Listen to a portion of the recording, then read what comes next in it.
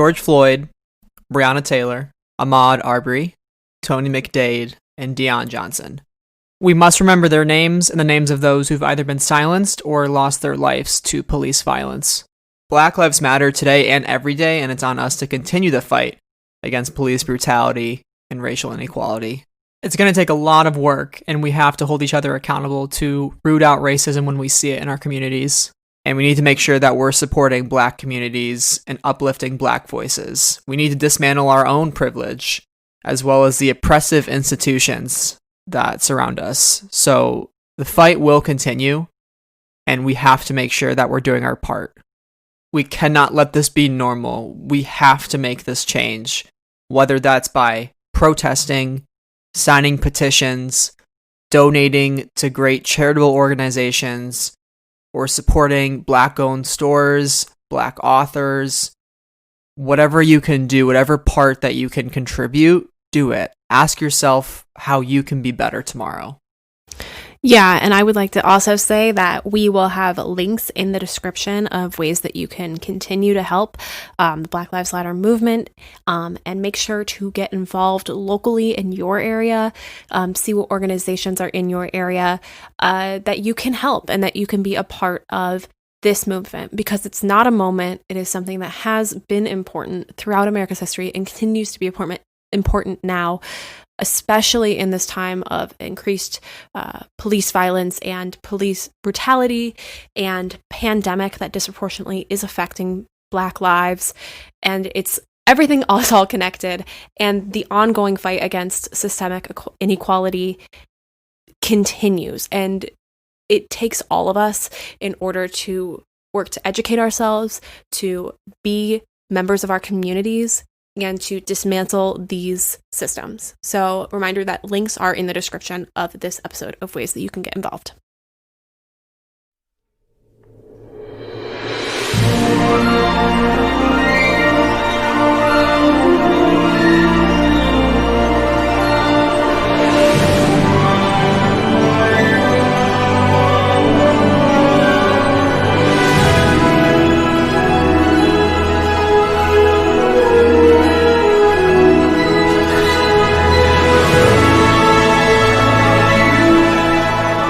Hello, everybody, and welcome to Friends of the Force. This is a Star Wars podcast aimed at promoting positivity and collaboration within the Star Wars fandom, and I am your host, Brad Whipple, back from a long break. It's been almost a month since our last episode, and joining me on the show today is none other than the regular co-host with the most, Sarah Haas. Sarah, how's it going today?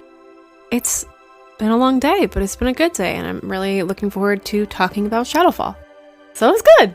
You know, we're going to be going on many hours of podcasting today, because earlier we had the live stream read along for the newest non-canon Ben Solo story by Charles Soule, The First Lesson. So if you missed that live stream, that is on our YouTube channel. Currently, the PDF I tweeted out for the story, where you can read it however many times that you want. Look at the artwork by Will Sliney. And we will also, if it hasn't already been uploaded, be uploading the live stream to our podcast channel. So if you don't want to watch it on YouTube, there will be an alternate way of listening to it. And you can plug us right in your ear holes and listen to us read the soothing words of Charles Soule. It's good for the soul. Soul for the soul. Yep. All right. I'm just going to accept that you said that. And, yep. Okay. I'm just speaking mad truth here. It was really good. And if you haven't listened to it, I would recommend it, or haven't read it, whatever your preferred way of getting that story is. I definitely recommend it, because it was really a light spot in my week, and just something really light and positive and delightful. Just delightful. So yeah. I recommend it. It seems like a lot of people are really receiving it pretty well, which makes me happy, because I think for so long the subject of Ben Solo has been a sore spot for many people, myself included. So to have this new story that is focused on a younger, family-based Ben Solo is really uplifting, and I'm hoping that anybody that reads it finds a lot of joy and finds a lot of healing in it. And let us know what you think. Comments on that video on YouTube, and If it affected you in a profound way, let us know because we love hearing about it. And there were some pretty good ones. I think somebody said they had their birthday and their friends surprised them with a birthday party and they were playing the live stream on TV for the whole party to watch. I was like, wow, that is a lot. That's a special moment for a birthday. That's awesome. And they had Kylo Ren balloons as well. So that's the kind of stuff you like to see. Yeah, I thought that was really cute, and I hope that they had a great birthday and that they had a great time with their friend. And that, it was cool that to know that story got to be a part of their birthday and Kylo Ren balloons. Heck yeah! Like, what a winner! Absolutely.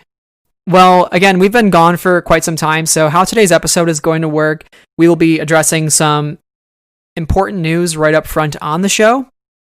And then the majority of today's show is going to be a full spoiler discussion of Star Wars Shadowfall, an Alphabet Squadron novel. I will put the timestamps in the description of this episode.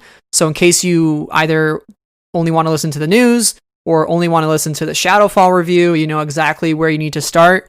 That way you can also turn off the episode if you haven't read Shadowfall yet, and then maybe come back and revisit this episode once you have. So you will get some content, though, that you can listen to that is not spoilery with the news segment here up front.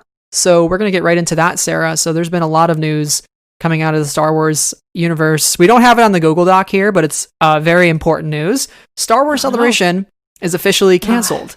So it's been moved to August of 2022. It's staying in Anaheim, which is great. So that was a very necessary move. I don't think people should have to risk their lives, risk the health of their communities or the health of their families to go to a Star Wars convention and to get Funko Pops and to see people on stage. Nor should the actors or the people involved in the franchise have to do those things. So it was ultimately the best decision that could have been made. I'm glad they finally made it. I was very anxious to hear anything about Celebration and what would be happening. So it was definitely a little bit overdue in my opinion, but I'm glad they made the right choice. And hopefully everything by 2022 is back to normal and we can all hug each other at Denny's come August of 2022. At Denny's specifically. Just get ready for the Friends of the Forest 2022 meetup in the local Denny's. It's literally going to happen. So if you like Denny's out there, you can expect I'm going to be giving grand slams away left and right. Just saying. Oh my gosh. It's happening. Well, I mean, I will say with that news, I was a little surprised, rather, not disappointed, but I guess a little disappointed that it wasn't going to be in 2021. But when you think about it, not only from a brand standpoint and the fact that Disney is going to have D23 in 2021 as of right now, and also, you know, we are much more likely to have a vaccine in 2022 and to be commencing a more regular routine of our lives. And I don't mean to say normal, because our normal was pretty messed up, but but just kind of getting back to some of the things perhaps at conventions that we associate and expect with conventions. So yeah, it's a far way away.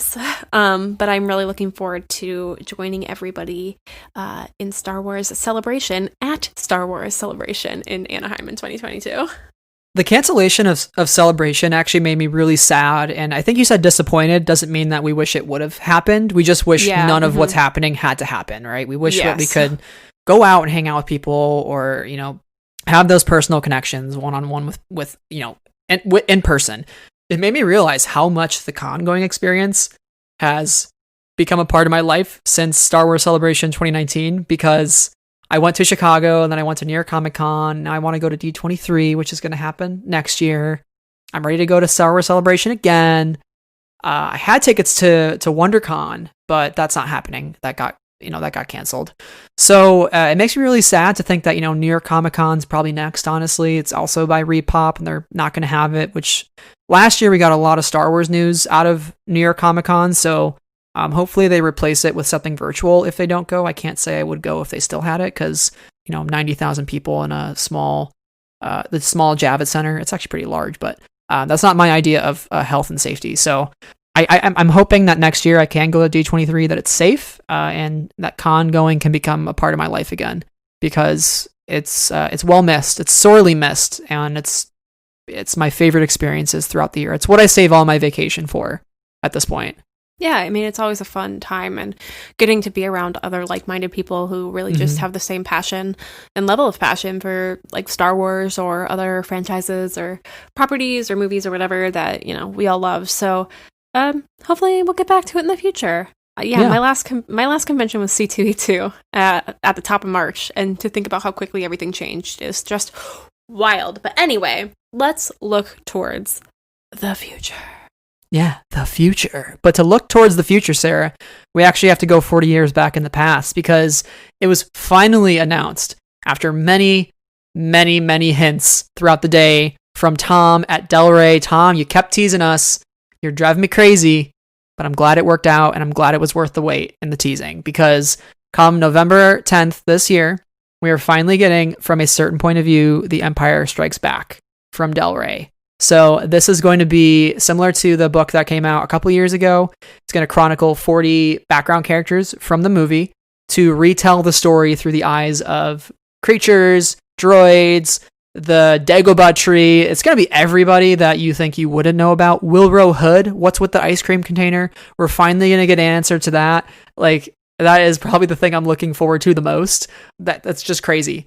We're going to get a lot of good stuff, and I'm really excited. I was really excited about this announcement, and what were your initial thoughts when you heard about this book? I mean, I loved the fact that 40 authors came together from a certain point of view for A New Hope, and so I'm really excited to see that 40 more authors, I mean, some are people who have written in Star Wars before, but that 40 authors are going to take, you know, another one of these books and make it come to life, and I'm so excited by all of the authors and the different people that they've brought in, and it's really exciting. I'm looking forward to diving into yet another great and diverse, and, you know, both in the authors and in the content that they're writing about with all these different stories, and all of these stories. I mean, seeing all the authors talk about how excited they were to be a part of this and how excited they were about the story that they were writing makes me so excited to find out what all these stories are. So yeah, and shout out to you for that amazing thread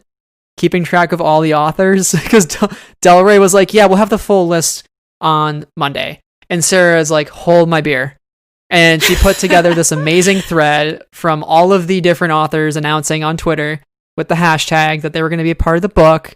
And by Monday, we had already found out basically all 40. Great work, Sarah. That was fantastic. You're one of the few people actually covering it so extensively. So that was great to see. So sorry to Tom at Del Rey for usurping your announcement. I initially made the thread for myself because I was just like, oh, there's a dedicated hashtag. People are going to start using that, and I want to, you know, make sure I don't miss any. And then it became a thing. So thanks to everybody who let me know about announcements that I had missed in the tag, or authors I, you know, just didn't know about or wasn't following. It was really fun to see their excitement and how they announced it. I will say specifically Beth Revis's announcement on Instagram of her like doing a hair tutorial to announce it was really funny. Yeah, and speaking of the authors, Sarah, did you want to take us away with the 40 authors? Do you want me to read all 40? Because I'll do it in like one. Yeah, you deserve it. You've earned it. All right, here we go, guys. Tom Engelberger, S.A. Chakrabarti, Mike Chen, Adam Christopher, Sarita Cordova, Delilah S. Dawson, Alexander Freed, Jason Fry, Christy Golden, Rob Hart, E.K. Johnston, Lydia Kang, Michael Koga, R.F. Kwong, C.B. Lee, Mackenzie Lee, John Jackson Miller, Michael Morikai, Daniel Jose Oler, Amy Radcliffe, Beth Revis, Lilium Rivera, Kevin Scott, Emily Skrutsky, Karen Strong, Ann Toole, Catherine M. Valenti, Django Wexler, Kirsten White, Gary Witta, Brittany N. Williams, Charles Yu, Jim Zub, Austin Walker, Hank Green, Tracy Dion, Martha Wells, Mark Oshiro, and Seth Dickinson. Whew, I think that's all 40. I didn't do that from memory. There was a list on my page, so wow. I'm not a mastermind, but it's like when you name all 45 presidents, or 44 presidents, when you have to name them. Let's go. Washington Adams, Jefferson, Nixon. No, I'm just kidding. That's a lot. Farther. Delete that. Delete. That was embarrassing for you. Guys, it's the 2 sips of beer that I've had. I apologize. Yeah, this is a really great list. I'm super excited to see some returning names and some brand new names, especially. They brought on a lot of people of color to this project, and I think that's what the From a Certain Point of View series is best for, right? Because it gives basically 40 people the chance to write a Star Wars story, and then it opens up the door for them to write future Star Wars stories. So it's like, show us what your version of Star Wars looks like, and if people love it, give these people more stories, because everybody deserves a chance to tell their version of Star Wars and what their perspective is. So I'm super excited to kind of see the differences in like tone and prose all throughout this book, and kind of how each author, what their strengths are, and also like be their champions moving forward, right? If I find a new author from this book that I'm like really keen on and I really want to rally to their flag, I'm going to do it forever. I'm going to stand as hard as I can. And it's going to be fantastic. And I hope to have many of these people on Friends of the Force. My goal, it's an unrealistic goal, but I would love to have all 40 authors on the show. And maybe I'll make that just my project for the rest of the year, but we'll see.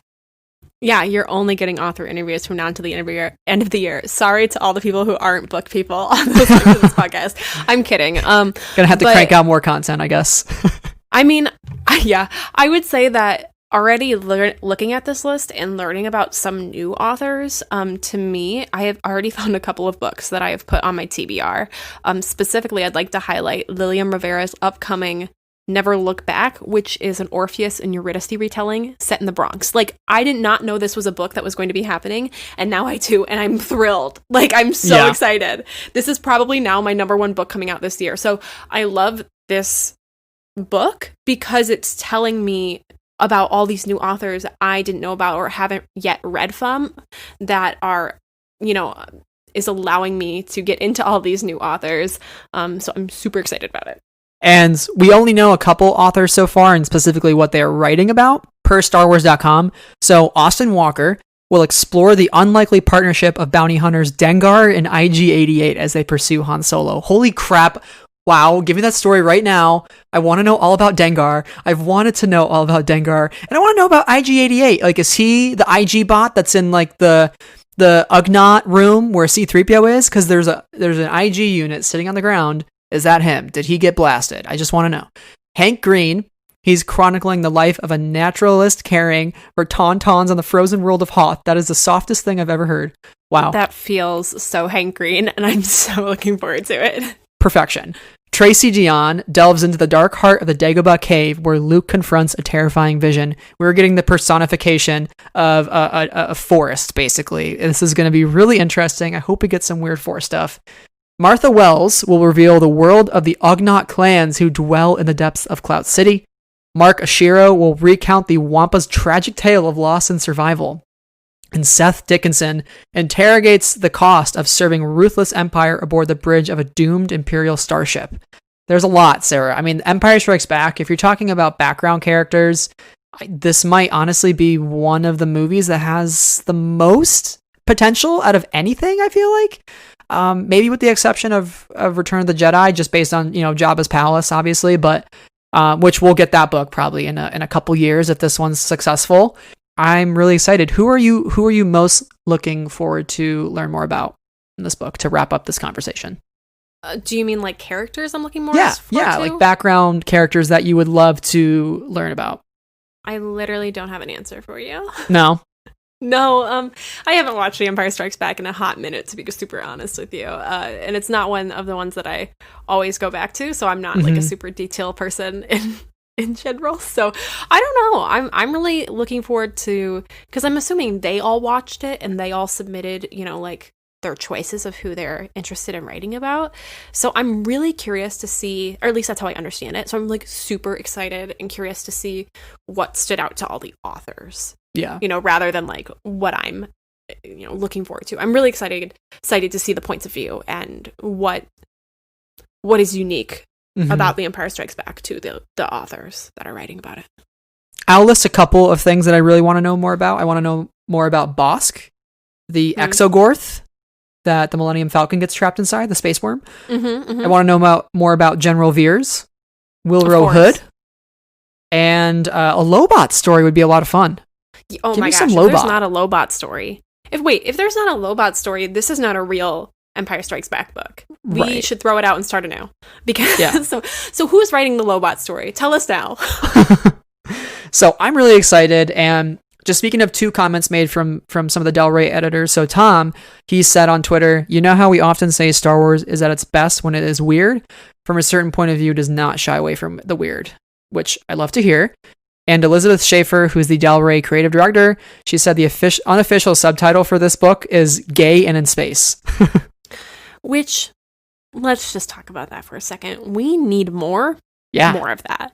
Yes, so absolutely. If this is giving us good gay and in space content, I only hope it will spawn more good gay and in space content, because we love gay and in space content. And that is that on that. Thank you for coming to my TED Talk. Absolutely. Well, this will be a great book to hold us over until January, which is when the High Republic got delayed until. So I'm very excited for this, and I want it in my hands now. I'm kind of eagerly awaiting the advanced copy. Until then, our next news story, Sarah, is Star Wars Jedi Temple Challenge. That just premiered on June 10th on the Star Wars Kids YouTube channel. I know you are strongly passionate about this show, but for those of you who don't know about it, you should. Star Wars Jedi Temple Challenge is a kids game show that dares competitors to take on the core Jedi principles of strength, knowledge, and bravery through physical and mental challenges on an exotic forest planet, inside a starship, and deep in the bowels of an ancient Jedi temple. Hosts are Ahmed Best as Jedi Master Kelleran Beck, brother to Ahmed Beck in Attack of the Clones, fun fact, and Mary Holland as the droid 83. So what are you thinking of the show, Sarah? I am such a personal champion of this show. It is so sweet. And if you have thought to yourself, oh, well, that's for kids, I'm not going to watch it, get over yourself and at least watch one episode. Because let me tell you, it is so delightful, not only to see Ahmed Best back in the Star Wars universe as Kelleran Beck, but also to just see the kids, the teams. They are so dang cute, and they are working so dang hard. And I love how it shows their teamwork throughout the challenges, and especially in the second challenge when they're on the headphones and they're like, you got this, so and so, you got this, and they are with whispering messages to each other. I'm like, this is the greatest ever, and I'm rooting for these kids so hard. So it's really great because it's so joyful and it's really cute, and there's some cute banter in there between 83 and Jedi Master Kelleran Beck. And also in the second challenge, there is a story, and then they have to answer questions from the story, and the story is written by Kevin Scott every time, and I love that. Amazing. I think that's great. So this is really just a great show to watch, and I recommend it because it's brought me a lot of joy, and we need joy. Little fun Easter egg too is there's the dark side that's a part of the show. So the contestants have to avoid the dark side, which is a quick and easy way to pass one of the challenges. But if they do, I think it makes the next one harder or something. And the dark side voice is none other than Sam Witwer. So that's fun. I love Sam Witwer. Every time he's in a Star Wars project, that man just blows my mind no matter what he does. He could just say anything and I would be drooling. Yeah, this show, I mean, it's a ton of fun. I've only gotten through one episode so far. I'm going to binge the other 3 this week. I think really the most important takeaway from it, besides the fact that, we're giving kids an opportunity to compete in the Star Wars world, Ahmed Best, right? I was reading a StarWars.com article. I think it was Kristen Baver who wrote it. And Best said that he never thought he would be asked back to Star Wars, which that breaks my heart because I know for so long, what he had to go through as, in a post Jar Jar Binks life. And, that really took a toll on him. So to see him come back into the Star Wars fandom and basically a loving grace and open arms and people really unconditionally supporting him at this point is just beautiful. And I know with time, these things can be mended. And it really seems like he is so excited to be back in the universe. He's been retweeting fan art for Kelleran Beck, which has been amazing. He is posting photos left and right on his Instagram. And most importantly, too, this is the first leading African-American character in Star Wars. So that's a huge deal that he, of all people, after what he's been through, gets to be at the forefront of that. And he said this in the interview. For me, that is a very important thing, and it's a very powerful thing, and I'm really excited to see what that sparks in the rest of the fandom and the rest of the universe for everybody. I think what's important about the representation of someone like Kelleran Beck, as far as being a person of color and the leader of this temple, kind of like the dean of the Jedi, is it breaks down what's possible. So that right there just shows, the show is not only a return to the universe for him, but it's also so much more. It's representation for kids of color who are growing up and want to see themselves portrayed as a Jedi Master, and now get to visualize themselves as a Jedi and see themselves in the Star Wars universe, that they exist and that they're acknowledged. It's beautiful. Yeah, and not only for the kids who have the privilege to be on the show, who are living, it's a set, but like it's a cool as heck set, right? Mm-hmm. Who get to live in that world for a time, but also for all the kids who are watching. And I think that's so cool. And I am a prequel kid, through and through. So it's really cool to see Ahmed Best back. And I will say, I think in the second episode, one of the teams, spoiler alert, uses the dark side, and it's honestly terrifying. It's so Sam Witwer as the dark side is so scary. He's like, I don't remember what the kid's name was, but he's like, Brad, use the dark side. Just come over here and like press the button. And I'm like, oh my god, it's so scary. Like he's so tempting. Oh my god. So I can't wait for you to watch that. I want to know what your thoughts are. And yeah, it's totally worth it. It's a totally worth it show. It's fluffy, it's positive, and it gives me hope about the future because these teams of kids are so great. Yeah, it's the one episode I did watch was so fun, and Mary Holland as 83, by the way, is hilarious. She's so funny, and I love the way that she described droids in Star Wars as having some sort of innocence and a kind of untainted experience of the galaxy, and that's just so accurate, right? I mean, they are truly kind of just there as observers, but they're also very active in most situations, especially like 3PO or L3. So to have 83 now be there and be very present and be very involved, I really enjoy the banter between her and Beck, and that's one of the more favorable parts of the series so far. Definitely agree. And finally, our last bit of news here before we get into the Shadowfall portion of the podcast. And this actually relates to Shadowfall pretty heavily, actually, so I'll kind of leave it at that. It does indeed. So, Star Wars Squadrons. You want to take it away, Sarah? Yes. Yeah, sure, what the heck. Star Wars Squadrons is the next iteration of like main Star Wars video gaming.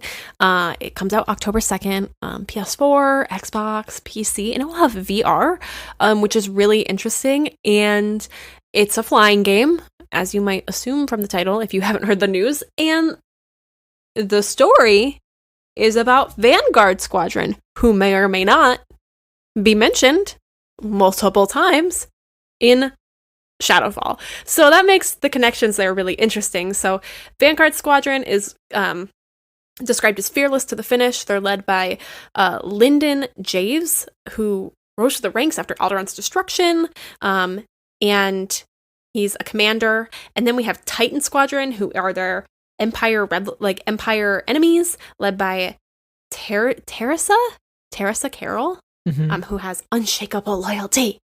And I'm living for this conflict because it also includes Hera, and it also includes Ray Sloan. And I went way far back from the microphone because oh my god.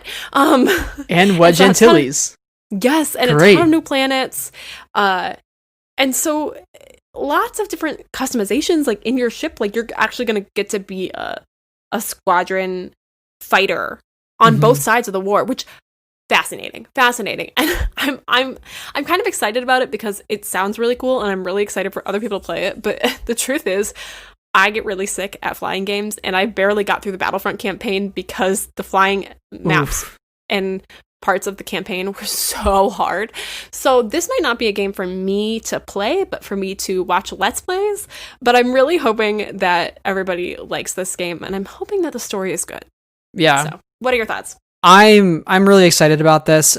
Alphabet Squadron has made me pretty amped for anything to do with just squadrons of people like uniting for a common cause. And I was a huge Rogue Squadron fan growing up. I played it on Nintendo 64, the GameCube. So this is kind of as close to that as I can get nowadays. So it almost feels like a revitalization of that series. And I'm excited that Hera's involved, obviously. Ray Sloan is going to be involved. They seem to be adversaries. The last time that they went head-to-head was, I think it was the very first canon novel of the Disney era, which was A New Dawn by John Jackson Miller. So they were actually pitted against each other in that book. So to now see them go from the Rebels era to the post-Return of the Jedi era, and they are still fighting each other, holy crap, that is so cool. How often do you know that people are going to be fighting each other after like another 20 years? Oh my god, it's so exciting. Question for you. Yes. I don't want to speculate too much, but Hera has continued to live through everything. Mm-hmm. Do you think that one of these characters is going to die by the end of this game? Just as a question, speculation, throwing it out there. I do not think so. I don't think with the supposed Rebels sequel series, I don't think... I think if anybody were to kill off Hera, it would be Dave Filoni. I think that would be a huge disrespect to Dave to kill Hera off in a video game or a book even. I don't think that would be appropriate. But I think she's also going to be kind of like an Ahsoka-like presence, where Ahsoka's kind of making her way through each story and she's kind of appearing in random places. I feel like Hera is sort of becoming like a household name in the Rebel Alliance, because now that we know she survives post Return of the Jedi, she's popping up in Alphabet Squadron, she's popping up in Vanguard Squadron story in this video game. She's been in Forces of Destiny, so she's kind of popping up everywhere still.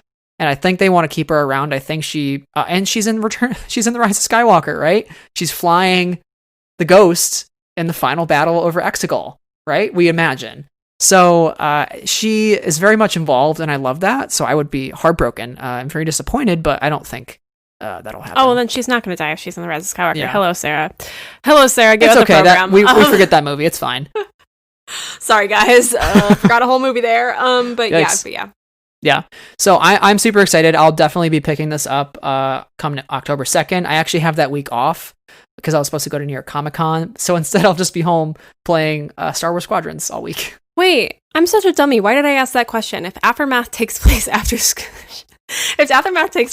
Alphabet Squadron, Sarah, guys, revoke my Star Wars card. It's gotta go.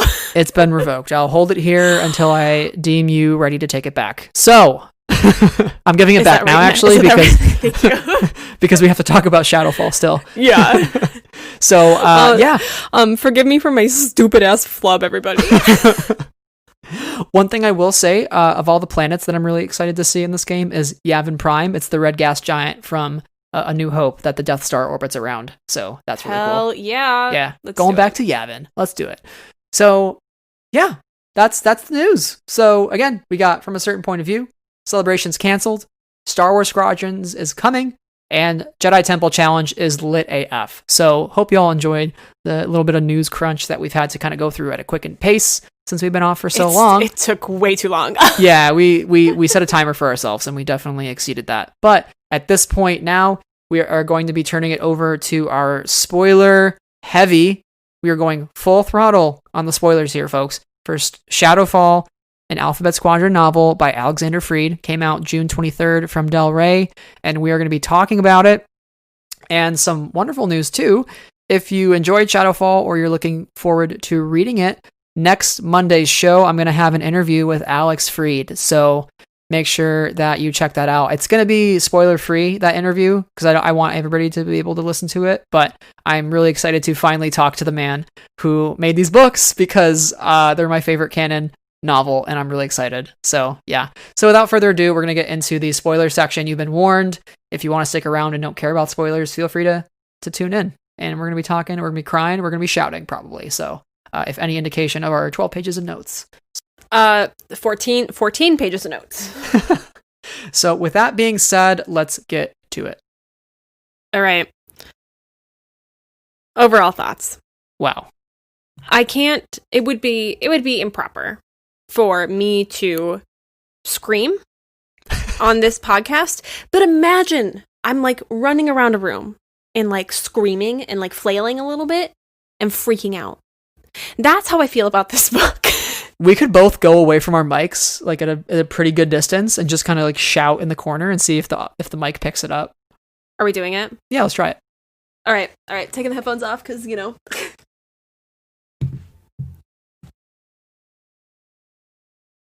Oh my god! Oh my god! Holy heck! Wow! How? Brilliant! How did the thing do the thing for the other thing?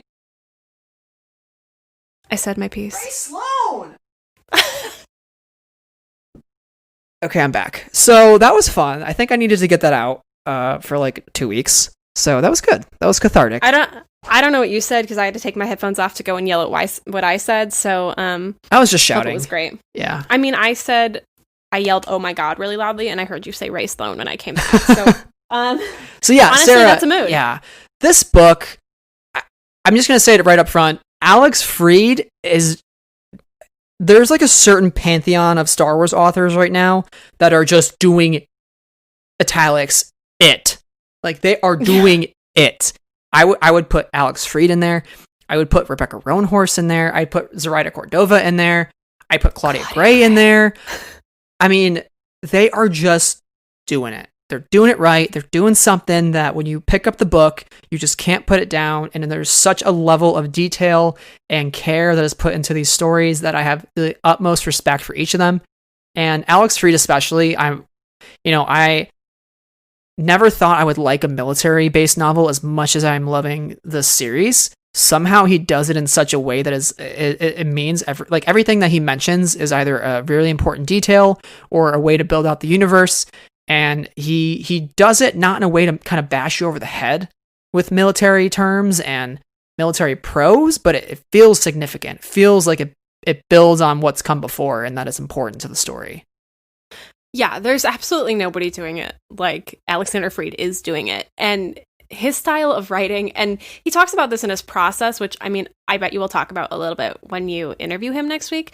But I heard him talk at Celebration, and he's like, yeah, I don't do anything spontaneously. I have very detailed outlines, and I write in order.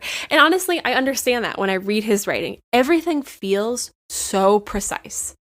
There is such a precision in his language, in the way that he's writing his characters, in the way that he's, structuring his narrative and writing his story. And he leaves no detail out. And for some that might not be super appealing, and I can understand that because it is kind of dense writing, but I love it because it feels so full. The world feels so full and so real because every detail is spot on and authentic to the Star Wars universe. I love that this series is called Alphabet Squadron because that really is the focus. And I think for the most part, that's what we're going to really hone in on during this review is each of the characters, because there's no way to review this book, in my opinion, without just speaking to how the characters have developed, where they are in their stories, what their motivations are, and kind of what some of the core themes are that are built around them. And there are definitely some really common through lines, and there's certain character relationships like between Nath and Will, and between Chas and Erica. They're so complex, and I am dying to get the next book already. I need it right now. And I'm also thinking I don't need it because once I have it, it's over, and I can't live with I can't live in a world without Alphabet Squadron. Also the fact we have to bring this up again, The Rise of Skywalker novelization, spoilers, Alphabet Squadron shows up in the Battle of Exegol. So that's crazy. That happened since we last spoke from our review last year. So who's Alphabet Leader? Who's going to live? Yeah. Who's Alphabet Leader? Who's there? I think it was specifically Alphabet 2. That was the name. All of our babies going to survive. Are they going to survive? But before we kind of dive into the book, I do want to shout out to you because you were at New York Comic Con. Oh, yeah. And you picked up the Del Rey sampler and flipped to the back of it, or the Alphabet Squadron paperback version, and flipped to the back of it. And you, again, usurped Tom's announcement. Sorry, Tom. Tom, we love and respect your work. I just want you to know that. I might have actually been Tom who gave me the book. I don't know what he looks like, but Tom's fault. when I got to the booth, it was the first place I went at New York Comic Con. I was like, you guys are doing the Del Rey challenge? They're like, yeah, like, here you go. Here's a free paperback copy. And you might want to look in the back of the book because there's a special surprise. And I was like, what? And I was like, with my brother, I'm like, hold my stuff really quick. And then I like seated myself because I knew I'd probably pass out. And then I was like, wow. Shadowfall. Okay, bye. And I made it on Star Wars Leaks. I broke the news. And then like 10 minutes later, Del Rey's like, oh yeah, that's happening. We'll talk more about it. I was like, I forced their hand. So that was the most exciting part. To Tom. That was the most exciting greatest part job of New York Comic Con, honestly, getting that announcement. And now we have it in our hands and we've read it and we know the story. And wow. So wild. Alex Freed's prose is delicious. That's the best way I can describe it. There are things that he describes, like I know in the first book, he described hyperspace in such a brilliant way that kind of blew my mind. And there were ways that he described, especially the Cerberon system in this book, and the black hole submitting to the darkness of it and feeling the tug of gravity lift you off your feet and feeling weightless, and the way that he describes getting shot at in a starfighter and how your deflector shields are burning up, and like everything that he does, I'm just like, how does this man function? I want to get inside his brain. I want to know exactly what he's thinking as he writes these things. Like, does he have an encyclopedia of really big words I don't know because I don't know them? Yeah, it's great. This book is so good. I'm standing so hard. I'm sorry. I'm like losing control, but I'm like really excited about this book right now. Guys, I don't know if you understand. Brad was always a couple chapters ahead of I was when we were reading this, and he would just like send me a GIF, and I'd be like, oh god, oh no, like what's gonna happen? He's like, Sarah, are you to chapter 6 yet? And I'm like, no, I'm not. And he's like, it's oh my god, So we are honestly huge fans of this book. So I mean, I think we could just talk about like, oh my god, I'm such a big fan of this book. I think we could talk about that for just an hour and just say that over and over, but we should probably talk about some of the characters and some of the plot. Yeah, so let's start with the plot, because I think that'll kind of give us some context for the rest of our discussion. So Sarah, do you want to kind of give a large level perspective of where we started with this book and kind of how we got to where we ended? I know there's a lot that happens in the middle part, but I've never been good at the popcorn plot. I will never be good at the popcorn plot.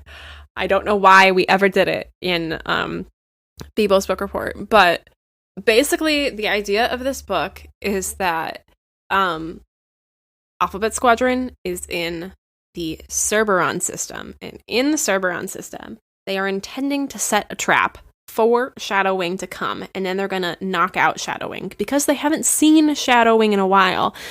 After Necronis and Pandem Nye and all that stuff that happened in Alphabet Squadron, they haven't seen them.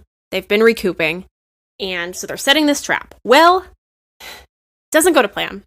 Doesn't go to plan at all. It's a trap. It is indeed a trap, but not for the Empire. For the rebels, essentially, and everybody gets split up. This is indeed a darker middle chapter. Kairos. We learn some more about Kairos, but also Kairos is absent for most of this book because she nearly dies. Eureka and Karen Adden. Mm-hmm. I don't know how you say his name. I've never known how to say his name. I think it's Karen. Karen. They're on their own. And then we have Nath and Will are separate. And then Chas is separate. So everybody is on their own, dealing with their own shit. And it's a mess for all of them. They're messy people with messy lives in a mess. And I can't say it goes well for everybody. Or anybody. Yeah, and then towards the end of the book, when all seems lost, when Shadowfall has kind of flipped the script and is now getting its foothold in Troith, there's actually this big spectacle where basically both sides lose their cruisers. So they're kind of both stuck on this planet. And Major Soren Keyes, who's the previous commander or general for Shadow Wing, that had deserted them, but now is returning in this book to lead them. He devises a plan to escape aboard a freighter and takes all of Shadow Wing with him. And the Republic shows up, led by Harris and Dula and Vanguard Squadron, who we mentioned earlier in the podcast, and they kind of rescue everybody and they go on their ways. And the biggest developments in this book is, the death of Karen Aden, Very, very Rip. impactful. And the appearance of Ray Sloan as a key player in the series, which was unexpected. And Erica Quill turning back to shadowing, apparently. The last line of the book. Erica Quill reporting for duty. Yeah. I yelled, you guys. I screamed. The way that I yelled. It's a good thing I was on my porch because I used my outside voice for that moment. I was also on my porch and I turned to my dad. We were sitting outside. I was like, Dad, I can't believe this just happened. Yeah, he's like, I don't know what any of this means. And I'm like, oh my God, this is a game changer, Dad. Like, so, yeah, that's the story. There, as you can tell, it's dense. And also, it feels so movie level. Yeah. I mean, the way that it's all in space and the way that these big capital ships are crashing down feels very Rogue One to me. Yeah. And it would have been so fascinating, I think, to get this series of books as a series of movies or as a TV show, because, I mean, again, so detailed, and I would be so curious to look at, or to think about what all these things look like, you know? I like that you mentioned the darker middle chapter, and that's actually, I'm so glad you bring that up, because that's actually so on point, right? Because you think about Empire, Last Jedi, Attack of the Clones, those are all films that kind of split our heroes up. Alphabet Squadron does very much that, right? You end the first book thinking, wow, look at them. Erica Quill is a leader now. They all feel very united and feels like they can work together as a squad now. It's not so erratic and then it's not so unorganized. And then you get to this book and it's like, well, actually, they're going to be all over the place. They're going to be on separate journeys. Quell's going to be battling the Force in this like weird obelisk object. Chas is going to be joining a cult. Will and Nath are fighting over leadership. And Kairos is in the hospital, basically in like a stasis chamber for the book.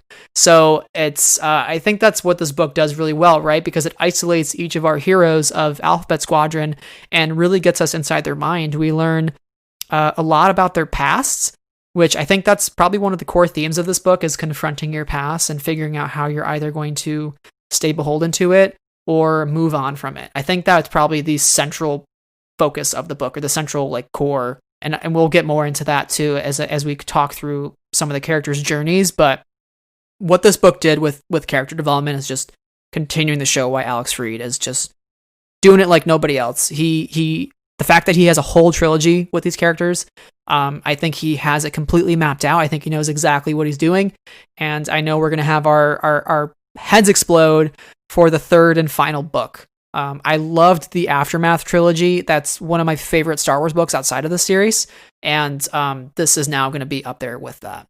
I mean, I think there should be more Star Wars series. Yeah. Book series. Yeah. We've gotten a lot of standalones. But clearly, these series between Aftermath and Alphabet Squadron are giving us a lot of this story.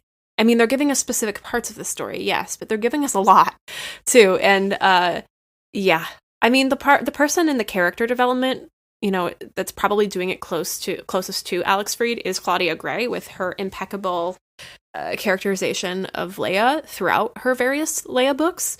But yeah, his characters, I feel like I know them through and through. I know what makes them tick. I know what pisses them off.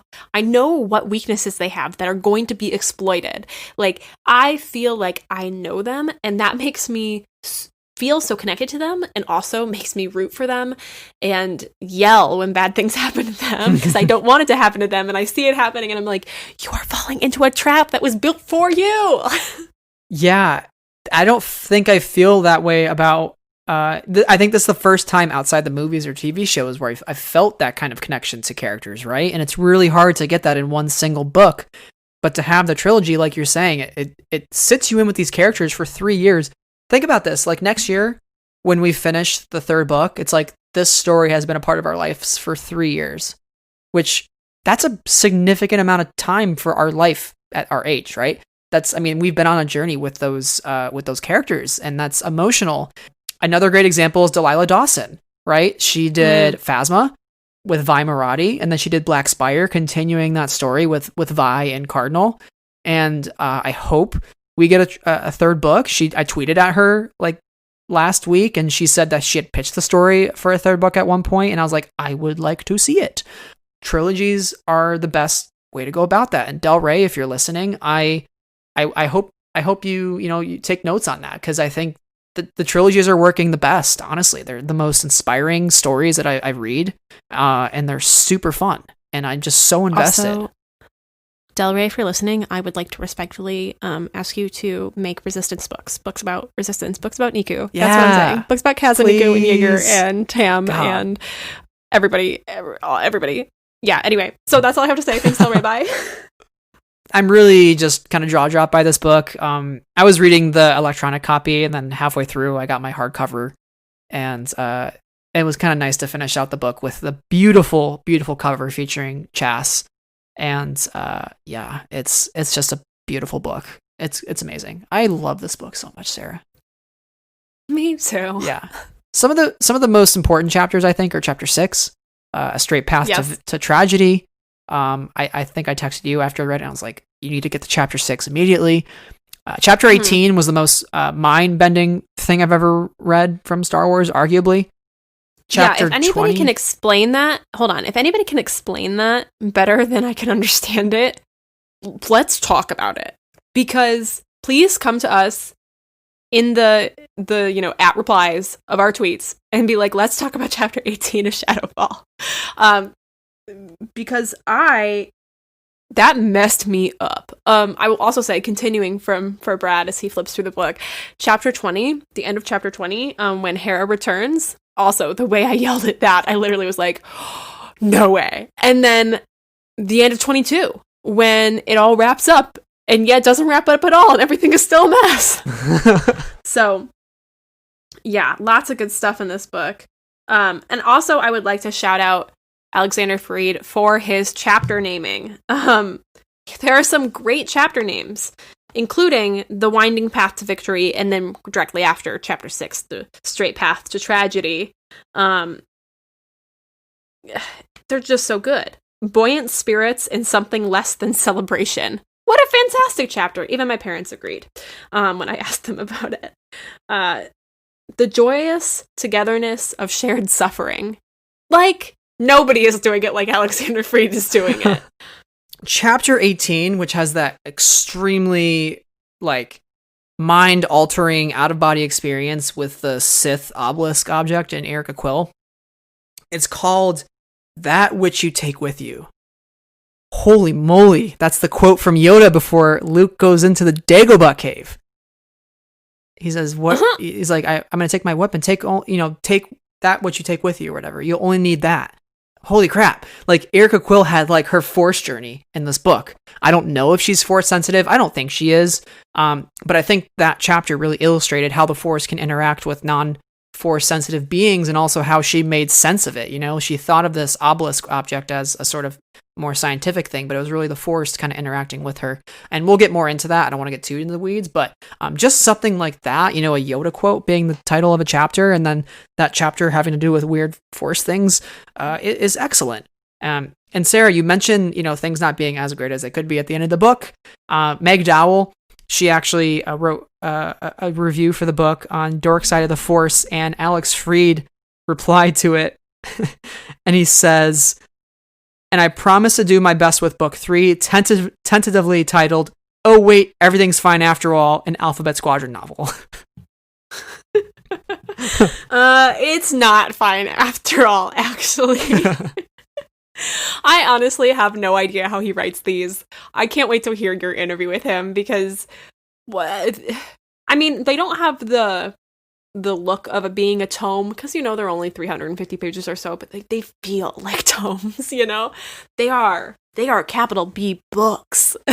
So, all right, Sarah, so speaking of these chapters that ruined us, let's get into the specifics of the characters and kind of what journeys that they went on through this book. I would say, even though we have the entire Alphabet Squadron crew that we could talk about, I really think there are several characters that shine in this book and that are really heavily focused on. I would say those characters are Erica, Chas, Soren Keyes to an extent, and Will Lark. I would say those are really the 4 biggest focuses of the book. Nath obviously plays a much larger, he plays a large role. I don't think as large of a role as book 1, because he's kind of already sought his revenge, right, for his squadron in book 1. And I think at this point he doesn't want to keep going after revenge. He wants to protect Will in a way. So he fits really into Will's story. Exactly. Yeah. And Kairos, again, is absent for most of the book, so there's not really much with her either. Although there are some things, and I think those fit into Erica's journey, so we can kind of tie all those together. But I think those will be the 4 that we mainly focus on. So who do you want to start with first? Let's start with our baby Will. Yeah. Because Will opens the book, and he's our baby. He baby. I just claimed him as everybody's baby, our baby. I love him. He's a good boy. He deserves only the best. Alex Freed liked my tweet that said, "Protect Will Lark at all costs." So I hope that's a promise. I hope that's a promise, Alex. We're gonna hold you to that, Alex Freed.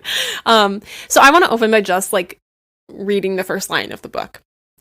On Polyneus, where Will Lark was born and lifted into adulthood by the Soon Lamas of the Haika matriarch, the word city was synonymous with garden.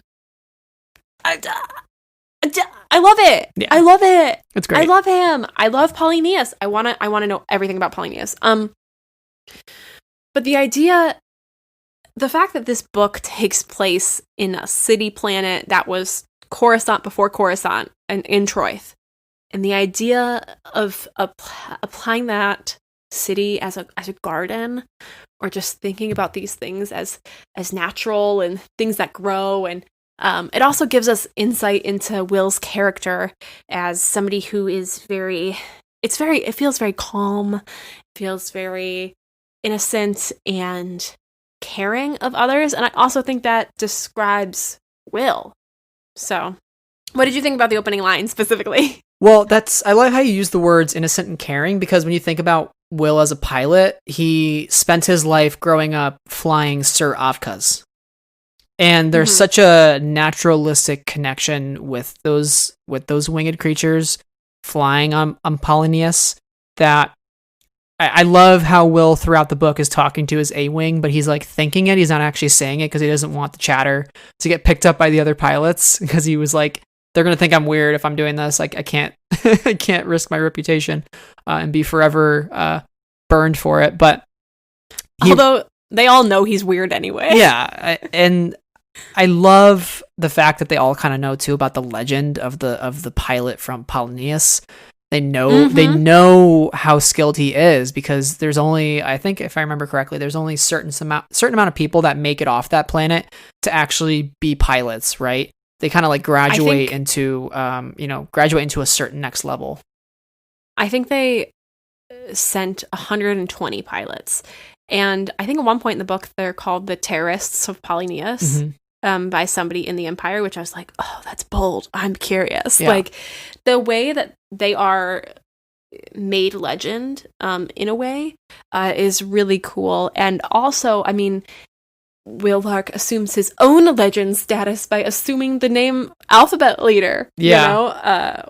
Later into the book. So that's cool, and hopefully, with where we ended up in the book, we'll get to see more of Will in that leadership role. And it's so interesting because he is the youngest of Alphabet Squadron.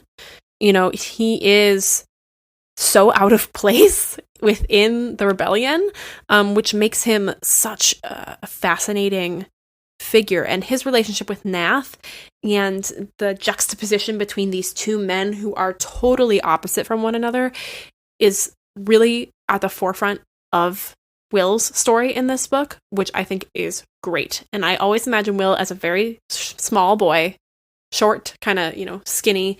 And I imagine Nath as a very tall boy. And I love it. This is good dynamic. I'm going to make a bold prediction here. I'm going to say on the cover of the 3rd book, it'll be Will Lark. Ooh. I think he's going to be on the cover of the 3rd book. Do you think that it could be Kairos, though? Because Kairos is our last lady member of Alphabet Squadron? That's true. So if we're following the pattern, that might be the case. I just was gonna throw it out there. I don't know. It's probably not gonna happen, but a girl can hope that there's a secret 4th book all about Kairos. I think with the we talked about him being alphabet leader now. I actually think there will be a time jump as well from the second to third book, because what I think that'll do is it'll give some time for Will to really embrace the status of alphabet leader. There's a little bit of more character progression there, right? Because I think if they go right up against each other now, it's not like it's still a fresh wound, but like sometimes those old wounds sting the most, right? So if it's been a little bit and they're kind of removed from the current situation, it's going to sting even harder when they find out that Quill lived and it's been like a year or something. But I'll be interested to see, you know, where Will ends up in the next book. But for Shadowfall, Sarah, I think there are really two core tenets to his character's journey in this. The first being his caringness, his desire to avoid violence when necessary. And that's right in the opening of the book, right? He's flying with Nath. They're destroying everything and kind of as collateral damage. But every time something's destroyed, Will's thinking about how, you know, that building had such an ancient history and it's been there for millennia and now it's destroyed. And it's this kind of whole underlying meaning for things around him that as it's destroyed, he feels for it. And that kind of gets in the way of his decision-making skills. I think less so towards the end of the book, because he has a certain moment with Nath that we'll talk about. And the other part of his journey in this book is becoming a leader, which I think relates to his ability to disassociate destruction and civilian casualties and collateral damage with the needs of the mission. And by the end of the book, Hera's sitting down with him, which I cannot believe we got a conversation with Hera and Will Lark. That's awesome. Hera tells him that you know, he did the right thing. He made a lot of hard choices. The choices weren't always going to be perfect, but she says on page 387, in the end, you didn't forget your mission. And I think that is really the essence of Will Lark in this book. He starts out kind of forgetting his mission, wanting to reach out to Blink, wanting to have a ceasefire, and then by the end of it, he doesn't forget the mission. He does what needs to be done. He might not necessarily agree with his own methods, and he still wants to go home. He still craves to return to Polonius, but he's kind of just doing it because there's no one else that will step up to the plate to lead them. Yeah, and I think when we talk about his caring for other life and to, you know, avoid death, you know, you have to talk about his desire to connect with others and his communication with Blink. When I talk about, oh, that's the weakness they're going to exploit, that's what I think of. Because once he had that moment, I think early on in the book where he, you know, thought of contacting Blink again, or he was doing a log to himself. He was talking about the mission or whatever after the fact, and he was going to send it to Blink, but instead he just erased the whole thing. And then ultimately, that is a weakness that is exploited because Blink in Shadowfall knows that he can manipulate Will because he has a desire for humanity. And that I was like, no, don't listen, Will Lark, because that's the best desire of all, right? For somebody to exploit that is such crap. Because a desire to connect, a desire to see the humanity of others is probably the best thing that we can do as people. And I was really mad when Blink went up to Soren Keys and was like, I know what we can do. Oh my God. Savage. God damn it. Oh God damn it. I was so mad. But, you know, his care for others, and then him ultimately having that conversation with Nath, where that was so brilliant. That whole scene was crazy. Where he says, like, if you want to walk away without firing a shot, like, you have to be prepared to live with the consequences of your choices. If you make that choice and everything comes back way worse, you have to understand that, one, you have to fight that fight, right? And two, you have to end it. Yeah. You can't regret it. You just have to do what needs to be done. And not only you can't regret it, you don't get to have regrets, is the exact words he says. You don't get to regret because you made your choice. You laid your bed. Yeah, and I think that's really interesting because it shows you just how hardened and just how understanding of war as well that Nath is and how much he has seen. Mm-hmm. You know, I get the feeling that Nath really does have hope in others, or had hope in others before his squadron, was killed on him, and before he desired revenge, that he had a love for other people, and now all he can do is try and harden up other people around him so they don't feel the same pain that he does. Yeah, absolutely. And there's one line particularly with Nath on page 252. He says he couldn't afford to seek revenge a second time. And I really think that speaks to Nath's role in the book. I think like you're saying, his role in this book is just to play some sort of outside force that every time Will starts to kind of deviate from the course of leadership, Nath slowly nudges him back, slowly nudges the compass to point north again, right? And I think that's his role. And yeah, especially with Blink, who we find out is named Palal Cedia, who is also the prisoner that Chas runs in with the children of the Eternal Sun, which I thought was an interesting crossover, and the fact that Blink ends up escaping. I wonder if Will and Blink will get their moments in book 3. I hope so. You could convince me to ship it if Blink actually ends up being okay, and maybe switches sides or something. That would be kind of interesting. Frankly, enemies to lovers. You can convince me to ship it if it is. Enemies to enemies. But that's the thing with Blink and this whole scene with Nath and Will. I think it's one of the more brilliant parts of the book. This happens around page 309, and Will goes out to this kind of desolated area to set up a satellite dish and to try to reach out to any fighter squadrons that are listening. And I love the fact that Nath not only shows up, but he has his hands on his pistol. And I was like, when I read that, I was like, is this gonna happen? I was like, is this literally about to happen? And it's not, because Nath's not going to do that. But the fact of how that scene is set up. Will Lark needs to live. Yeah. And I was like, that's such a cute sense of detail right there that makes your heart kind of race.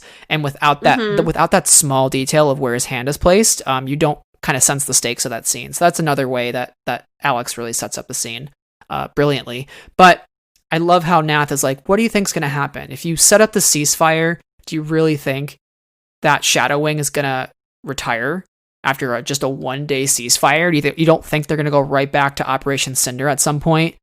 Again, like you were saying, you don't get to have regrets if you walk away, because the only way that you can have a ceasefire and walk away peacefully from this is to literally walk away. You cannot.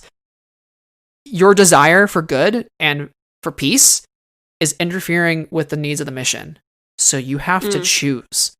And that's the choice that Will Lark makes in this book. And I love on page 370 when he is thinking about doing it once more. He tries to do it. He says, I can live with it. And he tries to call upon the freighter that's escaping from Troith, and they don't reply to him. And he makes the decision to fire on a retreating ship. And that was a big leap for him that he kind of struggles with towards the end of the book. It's something that he didn't necessarily want to do, but he knew that he had to. This is all to say, poor baby Will Lark. Yeah. May he stay pure and good forever, despite the fact that we know he's not going to be pure and good forever because he's doing what has to be done. Mm-hmm. Yeah, he's tough. And I love when he makes the first kill in the battle. He says, who were you? He's still thinking about it. It's still planted in there. That's the most tragic part about Will. I think he's being kind of forced into a situation that he needs to be in, but everybody's looking to him, and that's what Nath tells him. He says, they love me because I've put in more hours than you have, but they respect you, not just because we have saved their butts, but because you're the Paulinian. Turns out Meteor Squadron's been sharing your legend.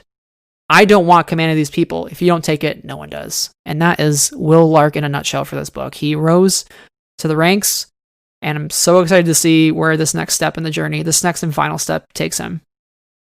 Yeah. I think we should jump to Chas now. The part of me says maybe the next logical step is Eureka, but I would like to go to Chas because she's also a bit younger. Maybe we're doing it by age. I've just decided. Chas in this book, she's on the cover. So this, in a way, is a Chas book. She's got a lot of interesting stuff going on. Wouldn't you agree? Yeah. I actually think her journey lines up pretty well with Erica in terms of both Erica and Chas deal a lot with facing their past and figuring out who they are. Even Will, to an extent. I think Will's figuring out who he is as a leader, but Chas and Erica are actually figuring out who they are in the context of their past sins, or their past, or their wants, right? So I think Chas's main desire is to go out in a bright, fiery explosion that is driven her whole life, right? Yeah, I think something that's so interesting about Chas is that she has heard of Jyn Erso, and she kind of idolizes Jyn Erso, and the fact that I cried, you guys, when this was brought up. I cried. On page 201, it says, Chas was the antithesis of everything Jyn Erso was. Where Jyn brought life, Chas left the burnt corpses of friends in her wake. So Chas compares herself to Jyn and says, oh, I'm not achieving this path of bright, fiery sacrifice. And I'm not living this life that I want to be. And I also have all these past experiences in Force cults, and that's a whole nother story. But I first want to kind of focus on her desire to really to die. And it makes me sad. Because Chas is like every other person, right? Deserves to live a full life and a happy life, but I think she's decided for herself that that's not possible for her. Mm-hmm. So, yeah. Yeah, Chas is interesting. So to give some background on where she started in Alphabet Squadron, she tried to go out in a fiery blaze of glory. So when Riot Squadron was getting attacked in the orbital cluster, it was Will Lark who saved her from doing that. And for much of the first book, she was just kind of furious at him about it. Stop making my choice for me. I want to make the choice. I want to live with it. And she talks about that. She talks about on page 237, the old instincts returned to her, the anticipation of dying gloriously to defeat an enemy who had devastated her squadron, screaming a song as she flew into the heart of a carrier. But the taste was sour, and the war was too close to its end for a glorious sacrifice to mean anything. She'd probably survive anyway, and then she'd be in the same predicament as always. And there's this talk about how good soldiers are the ones who always survive, and that's what being a good soldier is. And I don't think she wants that. She wants so badly to have a meaningful sacrifice, and she compares how the fact that Jyn Erso fought an overwhelming enemy, and here she is being super comfortable in a position of strength. Like, the Empire has been defeated. They're just kind of snuffing out the remnants of it. And that's hard for her to it's almost like she was born in the wrong time, you know? Like, I wonder what a Chas would have looked like born during the days of or fighting during the days of the rebellion. What would Chas have looked like on the Battle of Scarif? What actions would she have taken? Chas would have been the first one to die, or she would have been the one who's like, I will run the Death Star plans through this place myself if I have to. Right. You know, that's who she is. And that goes back to the Coruscant dream, which happens on page 335. She survives like a good soldier wanted. Her moment of sacrifice never came, as a quote. She finds herself on Coruscant, living this life of poverty and homelessness and the inability to have a meaningful income, or the inability to I feel like this is so like topical, but the inability to have access to healthcare, but her inability to be dead, one, and her inability to have a fulfilling life. And when I read A Fulfilling Life After All This, when I read this, I said, this is not a dream. This is a vision. This is a vision of the future. And this is a dream she's been having for years, to be clear. Yes, yeah, she's been having this for a couple years. She tells this to the Children of the Empty Sun, which, again, Force cults. There are also other cults that are mentioned are inheritors of the crystal and devourers of all light. I want to know everything about these Force cults. But she tells about this dream that she has. And to me, the fact that she's been having this dream for years tells me, as a reader, and I'm making this up, that it's a vision, because it's something that's been recurring for her. And that makes it super interesting for me to think about, because I'm like, okay, if she lives, she's on Coruscant, and she's having a meaningless, awful, horrible existence, what does that mean for the rest of Alphabet Squadron, right? And what does that mean for Coruscant? And what does that mean for other Empire and Rebellion veterans? And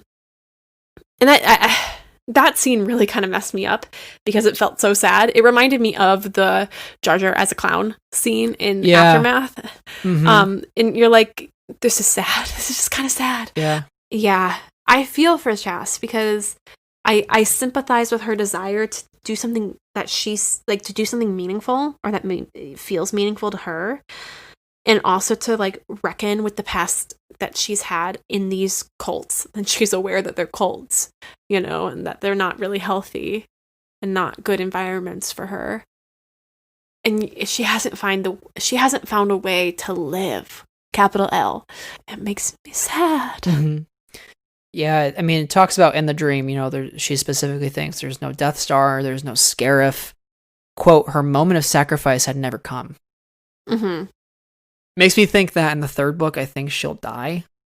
I think she's going to make a huge sacrifice. I do think she'll get her fiery death. And I you know, to some extent, you might think, you know, is that actually satisfying? Is that kind of a cop-out? But I really do truly think, like, this dream, if you're saying it's a vision, like, this is what it might look like for her. How do you go to a normal life when you don't have any other skills than killing, which is specifically what she thinks about. And it even makes you think, like you said, very topical. It makes you think of current veterans who return home from war and who have post-traumatic stress disorder and they can't live a normal life and they have a lot of mental health issues, but they don't get the care that they need. And there's all those problems in our real world. So it's like, how are veterans treated in the New Republic? How are they going to be treated there? And her vision's basically saying her life actually would have been a lot better had she just kind of died in a fiery death with a heroic and meaningful sacrifice. Yeah, in a time in the height of the war. Right. Because once that war is over, she feels like she's not going to serve any purpose. So I actually think a fiery death would be such a fitting end to the character. It'd be really sad, but I do hope that her death means something. Well, yeah, and it also kind of highlights the fact that rebuilding anything takes work and time, and that it's not like you know, I'm talking about you know, real life again, but it's not like the founders came over to America, signed the Constitution and the Declaration of Independence, and were like, so we're good, thumbs up, everybody, all right, let's go do it, you know, and like started living a normal life, right? They had to legislate and they had to build buildings and create societies for themselves, like, you know, any kind of place. And so the idea of picking up all the pieces after this galactic war, you know, within the galaxy could be daunting because there's perhaps a failure of imagination to see a future. And that's understandable after everything has been taken from you. And I want to highlight the fact that Alexander Freed does not mess around in this book when it comes to kind of, you know, when we're talking about some real life stuff about Chas's dream, but also he says the word xenophobia at one point, and the, you know, fear of other species and the way that these are affecting people within the galaxy. And I thought that was important because when we talk about the Empire is super xenophobic and they're very human based and they don't want other species. Whereas like the Rebellion is not as much, but I would imagine that there are worlds that are very human based as well. And so there are problems within the galaxy that permeate individuals' lives beyond the war itself. So that was interesting that these ideas were mentioned throughout the book. Mm-hmm. Chas's story is one of tragedy, I think, or will be one. Do you think that she can have a happy ending, or what does her happy ending look like? I don't think that any ending is happy for her. Mm-hmm. Perhaps dying in a blaze of glory is her happiness, but I don't see that as a happy ending. Forgive me. And I also don't think that any vision or any version of the dream that she had in any capacity is a happy ending. And I also don't think that her showing up in 30 years to the battle at the Rise of Skywalker on Exegol is a happy ending for her. you know, because Mhm. she's still stuck in it, if that's the case. Because even another don't happy know. ending could be her surviving all of this and realizing, it's not actually so bad. It's not actually so bad when you're not so focused on dying, but you're actually focused on living, right? Sure. And that might kind of change her perspective on things. So that could be a more challenging ending where, yeah, she doesn't necessarily get the thing she wants, but that actually turns out to be the best thing for her. Because right now, at this point in time, her ideal happy ending is death. But what if we shape what her own perception of a happy ending is? And that could be the third book. That could be through Quell, right? Because there's obviously a sort of blossoming hint at a romance between her and Quell Flirtation ship. throughout the book, and I ship the hell out of it. I'm totally do. But you got to wonder if Quell comes back into the picture. How does that change the motivations for Chas? Because she's very mad at Quell throughout the book, given Quell's past being revealed to the entire Alphabet crew. Mhm. And Chas is very mad at her, and she thinks she's a traitor, and she would definitely kill her. Even at some point, she mentions killing Quell and being done with it. So it makes you wonder, like, how that also will affect what her end goal is. Also, tangentially, her music. And tragic. Perhaps that's the happiest end for her, is like being able to pass on her music to somebody else. Mm-hmm. But #sad, #big sad. We're pretty sure she completely loses all of her music in this one, which is so sad because we got great genres that we will never get to hear, called high-pitched scatterbop, Lultian. No, that's the only way to say that. Lultian politofolk. I want to know what that sounds like. Politofolk. Give it to me. I need to know. But the fact that all of her music, and she was talking about how this was some of the only recordings of this, you know, are gone from the cult. The cult took them. Makes me sad because as like a history person and like a culture person and like she cherished that collection probably more than anything else or anyone else, and the fact that that's lost, in a way, even though her B-wing is still around, like it kind of means that everything's lost in a way. Mm-hmm. So I hope she gets it back in book 3 and this cult comes back and they just hand it to her and she's like, oh, we're so sorry, and she's like, oh, thank you so much, and that's the happiest ending I can envision. Yeah, she just gets her music back. That would be great, honestly. I hope she's almost like the Star-Lord of Star Wars. How, Star-Lord and Marvel has his awesome mix. Chas has got her awesome mix. Tune. Yeah. I do love the fact, though, that when in that final battle, when she realizes all of her stuff's missing, she just starts belting out herself. And this is on page 340. Actually, this is on page 366. It says, quote, "She sang about star charts and broken hearts and life as an outlaw." Holy hell, that's a quote. I need it. I love it. Gosh, it sounds like the beginning of a Bon Jovi song. She sang about star charts and a little bit of broken hearts. Okay, I'm done. I'm going to cut that part out. I just want you to know that's a Journey and not Bon Jovi.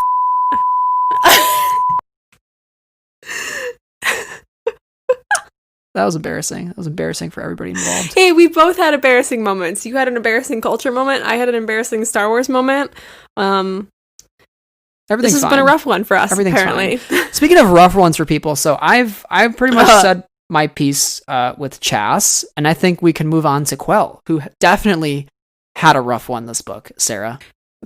Before we do that, though, I want to pour just a single one out for Kairos, who really had a rough one. Oh, you're right. Nearly dying. Yeah, Kyra had the roughest spending most of this book in a stasis chamber healing, and then coming out at the very end not looking quite like Kairos because she didn't have her helmet on and all of her wraps were undone. And she didn't have her wraps on, and she really went through the ringer. So F in the chat for Kairos. Press F to pay respects. Now we can move on to Yurika. So Erica really gets tossed around this book pretty bad. I don't even know where to begin with her, honestly. She she goes through it. So I think the biggest development is one thing that was interesting was she starts the book in therapy with ITO. That was kind of a continuation a little bit, I believe, of the first. I think she had some sessions, but this book really ramps it up. ITO consider that the droid doesn't know truly what happened at Necronis. She just kind of knows, it kind of knows a little bit of how Quell was involved, but once Cairn Aiden is kidnapped after Kairos' near-death experience, he has this message that goes out to all the members of Alphabet Squadron that's kind of like a failsafe, and it's pretty wicked that he did this. It really threw everything off, but Alphabet Squadron finds out about everything that happened. This is, once Quell returns from rescuing Aiden, and everybody's like waiting for her on the landing platform. They confront her. It's really, really dramatic. She kind of is at a loss for words, not because she's trying to hide anything, but because she's seriously like, this is the thing that she's been fearing the most for the entire book. But everybody else in the group kind of perceives it as like, why isn't she saying anything? Like, is she just cool with what she did? Like, that's pretty messed up. So there's kind of that observer bias that plays a role in the group's divide. And they all fly off in the battle, and Quell's droid locks her out of her ship. Like, that was the most heartbreaking moment of the book. Like, one of them, I was like, oh my god, like, the droid won't even let her in the cockpit of her X-Wing. That's so messed up. Yeah. The moment that document goes out, it decimates all trust and any relationship she had with any of the other members of the group. Yeah. And in a way, rightfully so. She really messed it up. And also her reason for leaving is kind of weak. Mm-hmm. She didn't leave because she wanted to. She left because she was told to.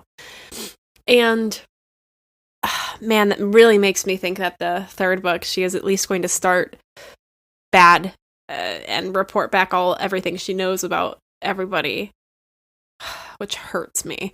But yeah, she's dealing with her own stuff personally and trying to work through it, and then it like gets leaked online, and then everybody's attacking her about her own personal problems, and it's tough because it only amplifies them for her, and it really messes up everybody else because they trusted her to some degree. It's a mess.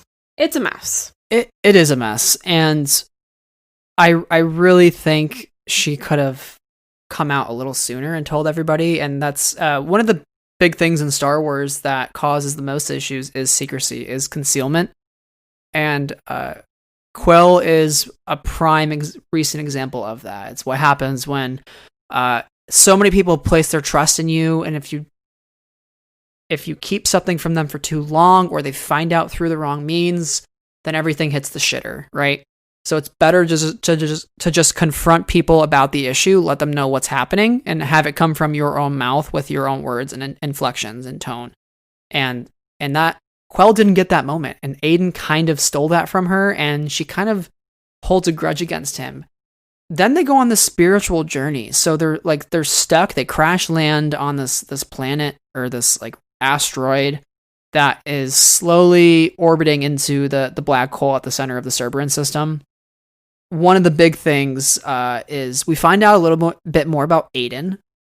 So I love how the device of, quote, "this is the story he told" comes back. That was something that had come up repeatedly during the first book. Every time we would learn more about a character, Freed does "this is the story they told," and then it would go into like a flashback. So I like when I saw that, I was like, yes.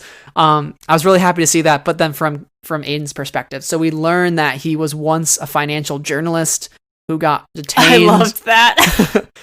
Because he wrote a story on droid production, and he was in solitary confinement, and occasionally he would see this torture droid, the droid that was actually torturing him. But he would see Kairos, once in a blue moon, he would walk by her in the hallways the very few times he left his cell. And he had this other person that didn't get out, but him, ITO, and Kairos all got out of the prison together, and that's why they have such a big bond. And so there's this moment of between Quell and Aiden really kind of confronting each other about their pasts and trying to almost compare who did the worst thing, right? And Quell kind of sees Aiden as like a second chance. She thinks about leaving him. She thinks about leaving him for dead. That he betrayed her. He exposed her crimes to the Squadron and ensured she'd have no future with the Republic.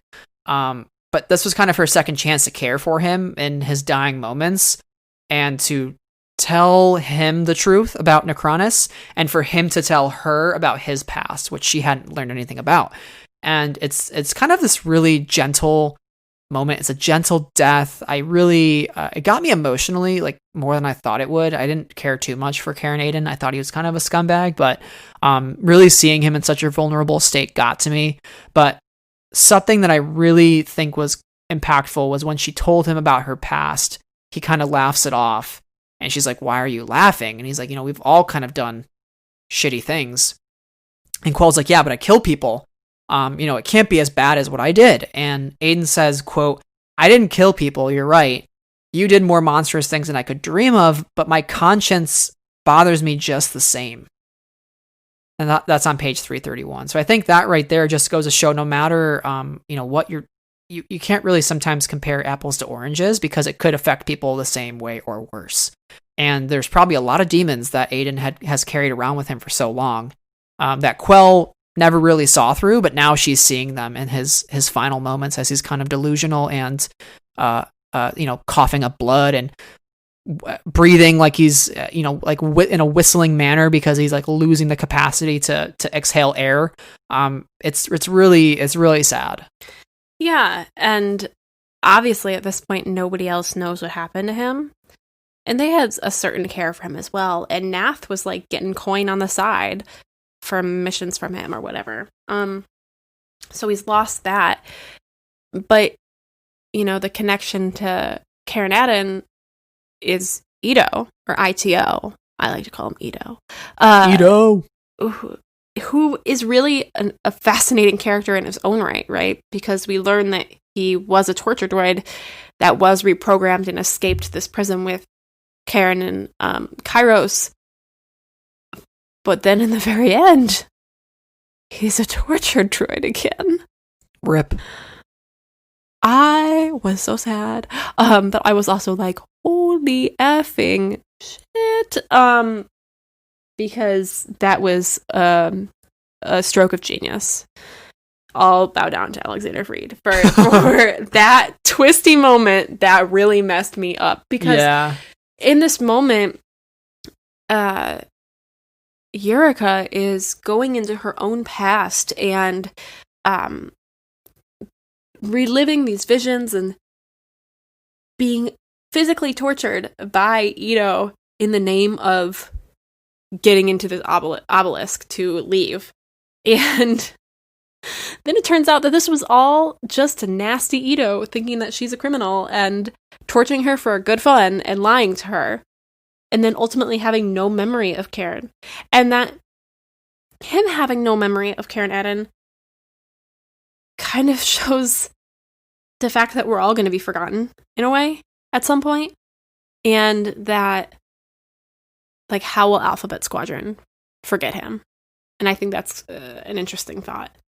But, like, boy, I have no idea what happened in Chapter 18. It messed me up big time. And there's, like some, like, walking into black hole kind of moods. There is some Sith obelisk kind of moods. It's really messed up.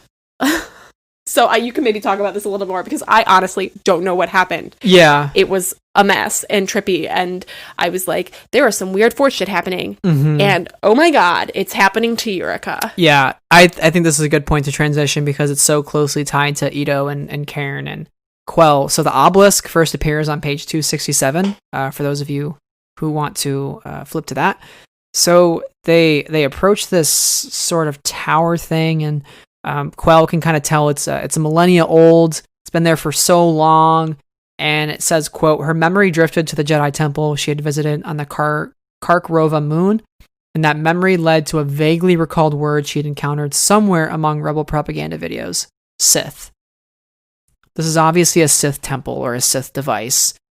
And that was kind of the craziest thing, because we did get that Jedi Temple in the first book, and I really loved that scene. That was one of my favorite scenes, when the starlight or the sunlight is kind of shining through the different holes in the tree while they're inside, and it's creating this sort of crazy experience visually that they're like, what is happening? Like, we're tripping right now. It's crazy.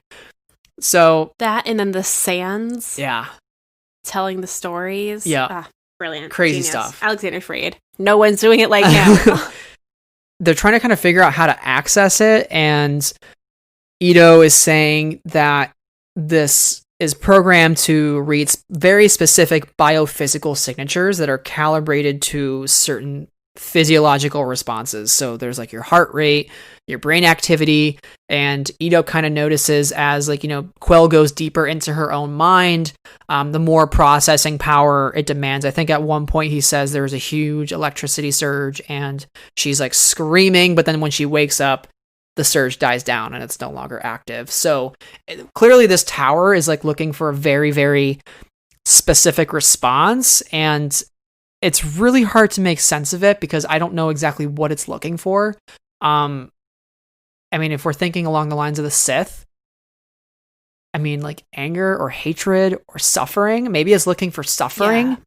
Yeah. Because it's pain or agony. Yeah, because when you think about it, what's happening is she's almost looking into this like, I imagine like a mirror that's at the top of the tower, almost like the Lord of the Rings, like the Eye of Sauron. This is how I kind of pictured it in my head.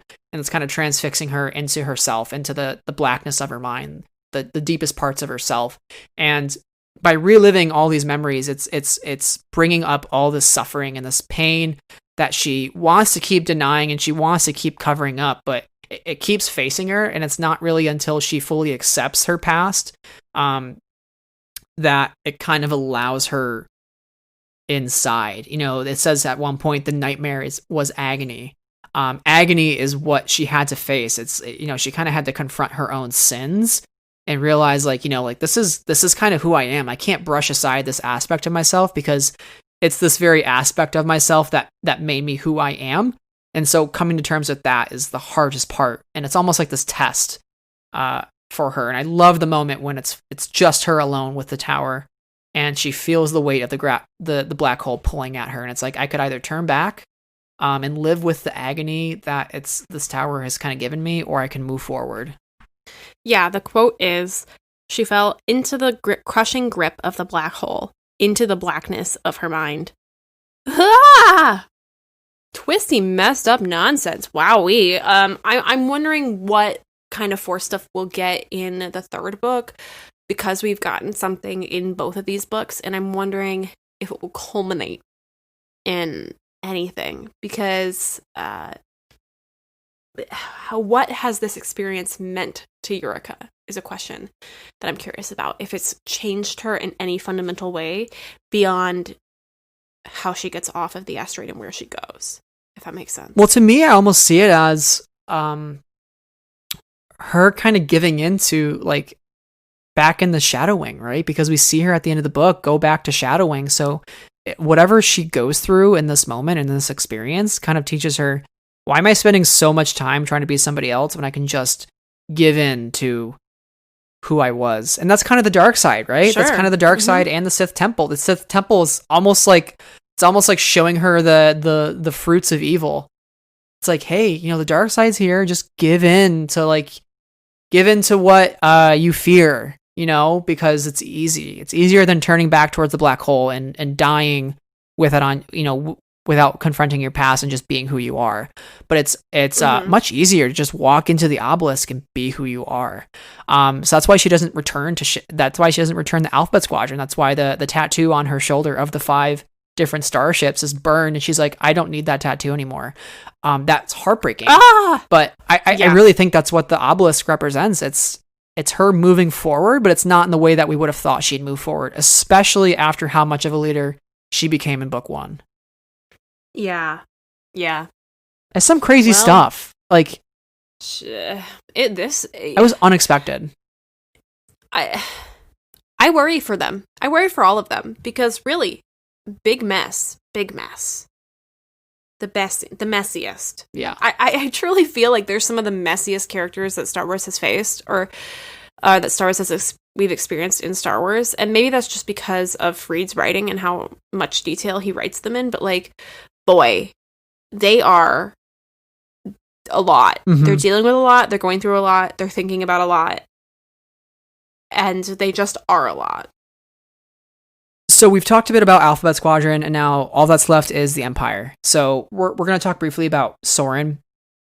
Soren obviously is a big player in this book, and he's back in the fold. I love the dramatic irony the whole time of Soren thinking Quell's dead, but Quell realizing some point in the book that the TIE fighter, which attacks her and kind of spells her doom, is actually the very guy who left her all those years ago. And here he is once again to leave her a second time. And that's kind of the most tragic part of it. But I really think Soren's struggle throughout the book is to become a leader. You know, he was a turncloak, and now he's back, and he kind of has to gain the respect of his peers. But, and you know, he just lived this life as Devin. Devin was kind of this outlaw who roamed and had this sort of freelessness. And now he's like responsible for people again, and he has to lead a squadron. And he's like, you know, you sought the responsibility, so what are you going to do with it now, Soren? And he's kind of has to take the squad that is so devoted to vengeance and like patriotism and turn them into a different type of squadron, one that is actually motivated by survival and motivated to protect their own people. Because you know, I think that vengeance gets kind of thrown around a lot on both sides of the war. And he's just like, listen, you can't just like be completely motivated by vengeance. And he kind of sees that they've been through some shit with grandmother. You know, grandmother wasn't the right leader for them to have because she was so steeled in her certainty that she almost certainly would have led them to doom. And that's why they're so patriotic in a way, and they're so loyal to her still. And Soren kind of has to rewire his entire squadron. It says, you know, it wasn't loyalty or faith that kept them dutiful. Rather, it was an incomprehension of the alternatives. What did grandmother do to you? He wondered. What have you seen since the Empire died? And, you know, throughout the book, they all change together, more through the circumstances that they find themselves in, you know, stranded on Troith. But ultimately, it is Soren who earns the respect of Shadow Wing and escapes with the entire crew and the TIE fighters intact. And lo and behold, Palpy's messenger shows up towards the end of the book, tells him, you know, Operation Cinder is to begin at once, and Ray Sloan enters the picture. So, you know, right when we think that Soren's getting a hold of the squadron, getting a hold of Shadow Wing, Ray Sloan enters the chat. So how is that going to look? Yeah. Where is this lining up with the Battle of Jakku? She's certainly forming the new empire, and I love the fact that Soren thinks, according to rumors, the closest thing the Galactic Empire has had to the Emperor is Ray Sloan, which was crazy for him to have that thought. And it's like, wow, that is actually kind of nuts to think about. Yeah, I want to touch on Ray Sloan and the Palpatine. I call him a Palpy mech, but the messenger. The fact that like people were slicing their hands to like pay homage at the foot of the messenger is, you know, first of all, insane. And second of all, insane. But Ray Sloan. I had a question about this book. So if anybody can answer this question, let me know. If not, we'll all figure it out together in the future. So, when does Mon Mothma put together the Galactic Disarmament Military End Act?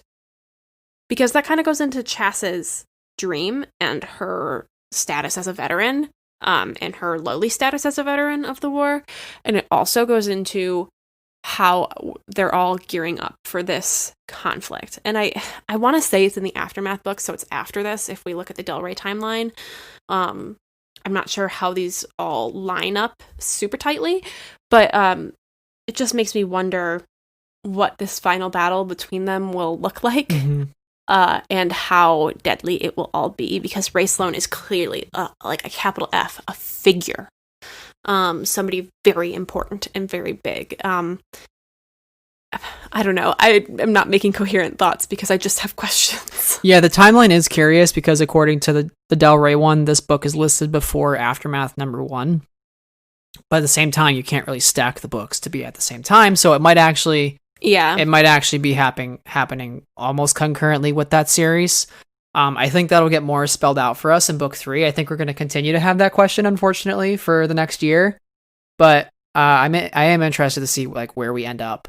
But the big thing I thought was Operation Cinder and Soren wondering if it was an echo or a portent. So, yes, not necessarily that Operation Cinder, itself would happen again, but something bad's about to happen. Something bad is on its way. And Ray Sloan is kind of, I think, the breeder of that. Yes. And I think the fact that the Palpy mech, the messenger, spoke again really means that shit's about to go down.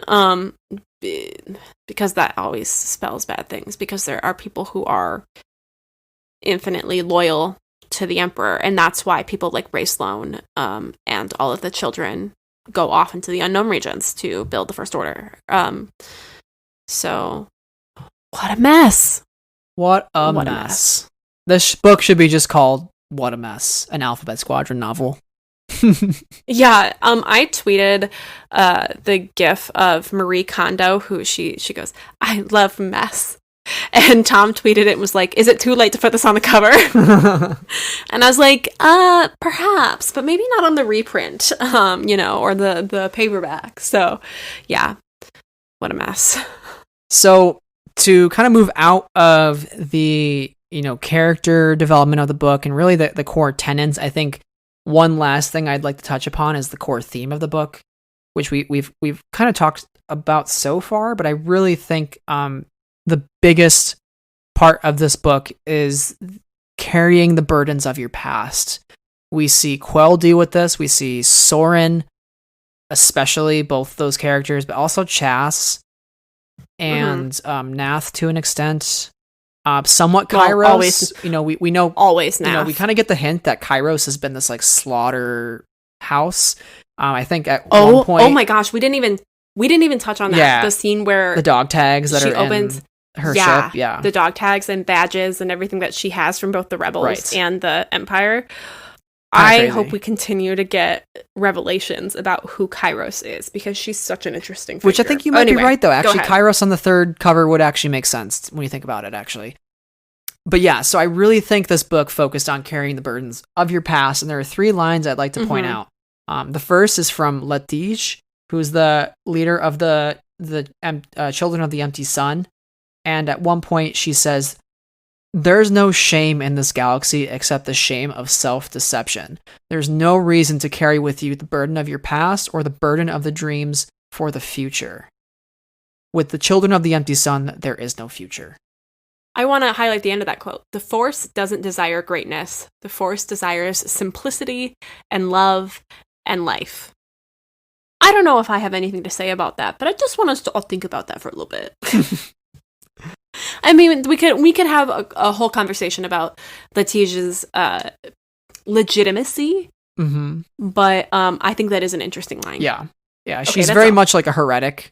I know Chas kind of grew up with a lot of those, it seems like. So it seems like before Chas rejected the teachings of the Cosmic Force. But anyways, I thought this was interesting. The shame of self-deception. And the whole book, we see Quell have a sort of self-deception of herself. And she's dealing with that shame, and eventually she gives up the shame to just be, to no longer give in to self-deception, to just be, just to be Erica Quell. Be the traitor. Be the person that's going to, fall back into line with the endless savagery of Shadow Wing. And 2 other quotes from Ito on page 320. This was just a beautiful line. Ito said, "In the years since those experiences, most every cell in your body, every atom, has been replaced and renewed. You have rebuilt yourself both physically and emotionally. You do not need to carry the weight. You do not need to carry the guilt of a past incarnation." That was pretty powerful. And it made me think of my own growth as a person, right? Like the atoms that you and I had in our bodies when we were like 3 years old, 5 years old is like, they're no longer there, right? Isn't that kind of crazy? I don't know. It's just kind of nuts. I was like, wow, leave it to Alex Freed to like have me have an emotional crisis on my porch. Thanks, Alex. But, and then lastly, Aiden and his, one of his dying moments when Erica asks him how he moves on from the things that he's been through. Aiden says, I drink, I work, I do what good I can in the galaxy, I manage. I move forward because dwelling on my shame doesn't help anyone. And there's that word again, shame, right? So we've seen that now mentioned twice. So that's why my final thoughts on this is that's the core message of this book, is to not dwell on your shame, whether it's good shame or bad shame or whatever, but to just continue moving forward and evolving and not deceiving yourself for who you truly are. Like as DJ Khaled would say, like, don't play yourself, So your Quill, don't play yourself. Chas, don't play yourself. Soren Keys, don't play yourself, because if you play yourself, you're going to die and you're going to live a miserable life. So I think that's an important concept here. And I think the thing with that is to recognize the mistakes that you've made, right? You don't want to forget them. You don't want to say, these don't matter, right? Because they do, to yourself or to the people you hurt or whatever. But you also don't, it's not healthy to define yourself by those mistakes. And you have to respect yourself enough in the present to move forward. You have to respect your own growth in order to move forward. And so, I mean, that's been an interesting thing to read about throughout this book. And I agree with you. It made me reflect upon myself kind of in different ways and say, well, that wasn't a good moment for me, but like, I can't dwell on that or else I'm not being productive for myself or for others. And I appreciate that he tackled this idea. Yeah, it's such a crucial idea that we can relate to our own lives, as you said. We shouldn't forget our past. We have to embrace it as part of ourselves, but to dwell on those mistakes is not healthy. And Quell dwells on her mistakes throughout the entire book, and maybe she's course correcting in the completely wrong direction to a certain extreme. We don't know yet if she's just playing the role of spy or if she truly is just going back to Shadow Wing.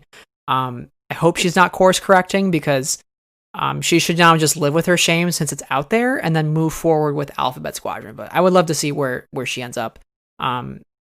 And Soren obviously is dealing with much of his shame for being a turncloak, for betraying his unit and leaving. And it's like, I could just, be shameful of what I did, or I could just lead these people, move forward and fight another day. And that's what he ended up doing. So, really powerful stuff in this book. I really enjoyed the character developments, as we've talked about for over an hour now. I think we've been on the characters, which is incredible, because they're just so deeply rooted in this book, and there's just so much to talk about them. There's so much we still didn't even talk about. I could probably podcast about this book for like 4 hours, 5 hours. We honestly probably could have done a whole ass podcast. I'm talking like separate feed, new graphics, the whole thing, and just gone through every chapter of this book, like one at a time. Hey, don't be putting good ideas out there. I'm just saying we could do that. We're now going to mention a couple of fun things that happened in the book, some new additions to the Star Wars universe, and then we're going to wrap up our discussion with what we think is next in the final book of Alphabet Squadron. So, Sarah, I'm going to list off my first favorite thing or favorite addition from this book.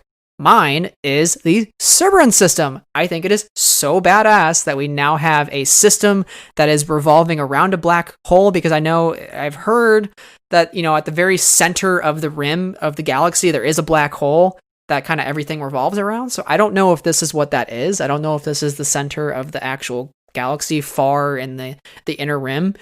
But what I really loved about Cerberon is it kind of used to rival that of Coruscant. It used to be this cosmopolitan jewel with billions of residents, and it's now this like abandoned place rotating around a fiery debris field. But it used to be a place of invention, manufacturing, had this huge cityscape, had this very large presence of aristo mercantile families, and you could be overseeing a droid factory by night and going to a concert by day, and like it's just such a luxurious lifestyle. But as things kind of went on, the Cerberan system was kind of not the best place to live. There was a couple things like the gradual decay of Detroit's planetary orbit as it went towards the black hole.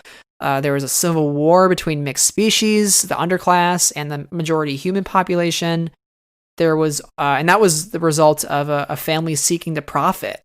And there's just all these factors that kind of played into Cerberan and Troith kind of falling from grace, and then Coruscant taking its place as the prime jewel of the galaxy. But I thought it was interesting. It kind of represented almost this fall from civilization that we hear about, like, Rome.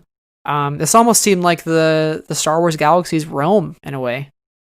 I mean, it's interesting that the planet is called Troith, which is kind of close to Troy, which is interesting. I just thought about it. I mean, who knows if that was intentional or not? Yeah. But I mean, when you think about history, and that's just a thought. It's a cool thought. One of the things you highlighted a big thing. I'm gonna highlight a little thing, and that is Neo-Coruscanti cuisine. What is it? I would like to know. I would like to eat it. I would like to dine at a Neo-Coruscanti restaurant that serves me delicious, high-class Neo-Coruscanti cuisine. That's all. I would eat it. Yeah. Sounds delicious. Yeah. Obviously. Yeah. Okay. Your turn. Twilight Company's back, Sarah. So I actually read Twilight Company. Company. You have much more. You have bigger ones than me. This, I'm hitting them with the big ones. You're hitting them with like the really niche ones that I still love, though. It's okay. Yeah. So I read Twilight Company right before this book, and then to go right into Shadowfall and see the 61st Mobile Infantry be so heavily involved was super exciting. You actually see some of the characters from Twilight Company, also written by Alexander Freed, return in Shadowfall. So that's really exciting. And there's a couple of nods towards the book. And that was a really good time. So Sarah, why don't you tell us about, I'm going to give you this big one because this is a big one. And this was an exciting moment in the book, a very dramatic point where all hope seems lost. And lo and behold, some folks come to the rescue. I guess if you're going to make me talk about that one, I just really wanted to talk about the Institute for Quantitative Studies at Bothawui, but I guess I could talk about Vanguard Squadron. That's not a joke. I was really excited to talk about the Institute for Quantitative Studies at Bothawui. We just love institutions of higher learning, okay? But anyway, I guess I can talk about Vanguard Squadron if you're gonna make me. So Hera goes off into the Bormia sector pretty early on in this book, and she doesn't have a large presence until they come back at the end of chapter 20, and I yelled. But Vanguard seems to be a squadron that, on 319, it says, a squadron that wasn't made up of traitors and failures. In fact, it is a squadron of... Brad just made this sentence 20 times larger than all the rest of the text on the document. And, I mean, there was the mention of, I think his name is Stornvane, and the Nebulon B frigate Temperance, and I'm wondering if that character and that ship will show up in Squadrons, and I assume it will. But Vanguard Squadron. I did a search in the book because I was on the ebook, and they're mentioned 35 times. So they're kind of important and also kind of connected. So they're a bunch of killjoys, Sarah. That's all I'm saying. Yeah. They seem too goody two-shoe for me, but hopefully Star Wars Squadron will change my mind. We'll rough them up a little bit, yeah. maybe. See, I like Alphabet Squadron because they're not like the traditional squadron. They're like such mishaps kind of lining up with each other. Yeah. They're Vanguard Squadron kind of seems like too perfect for me, and they're like, cursing out Chas for singing and having a good time. Like, let the girl sing. Let her sing if she wants to, you guys. You're being killjoys. Come on. Anyways, I digress. Yeah, well, hopefully they aren't the absolute capital W worst by the time we get to Squadrons, and that they're pretty cool, actually. Yeah, I'm sure they're fine. So we can hope. Not a great first impression, though. I'll say that. Anyway, you know what's cooler than Vanguard Squadron? The Institute for Quantitative Studies at Bothawui. It's just one of those little details that he threw in that it makes me go, I love this world. This makes what makes the galaxy interesting. You know, we don't often talk about institutes of higher learning, but here we are. Quantitative studies. Bothawui. Thank you for coming to my TED Talk. You can talk about something else. So Hoth is now a prison. Yeah. Anyways. Which that's Hoth is booked and busy right now. You better be on the good side because you do not want to end up on Hoth prison. What does Hoth prison look like? Do they just stick you out in the cold? Like, yeah, just like, like good luck. They just drop you in a Wampa cave and they're like, bye. See you later. Peace out. Bye.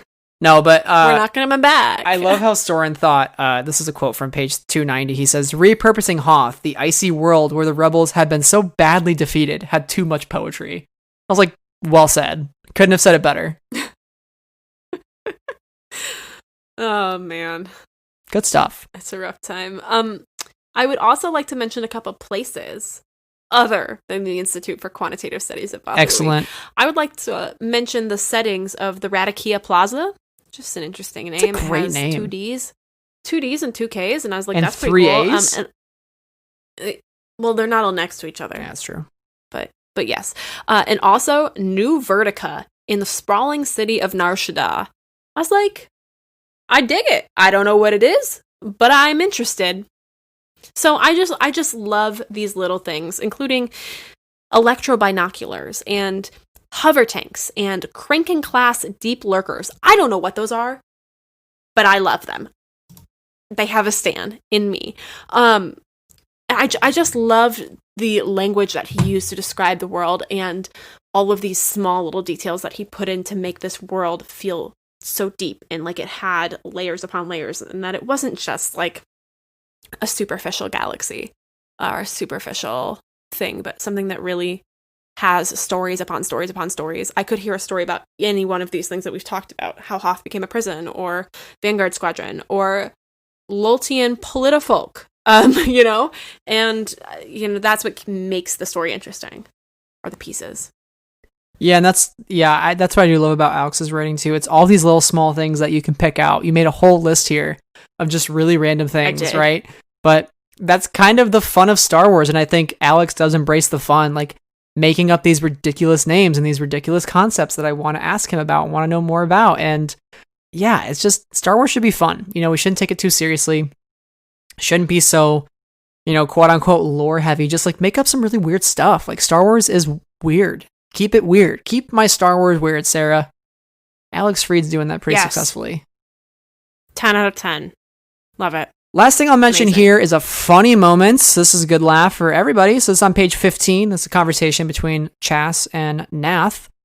Nath is talking about his ship, and he says, "You can smell the carbon scoring from here.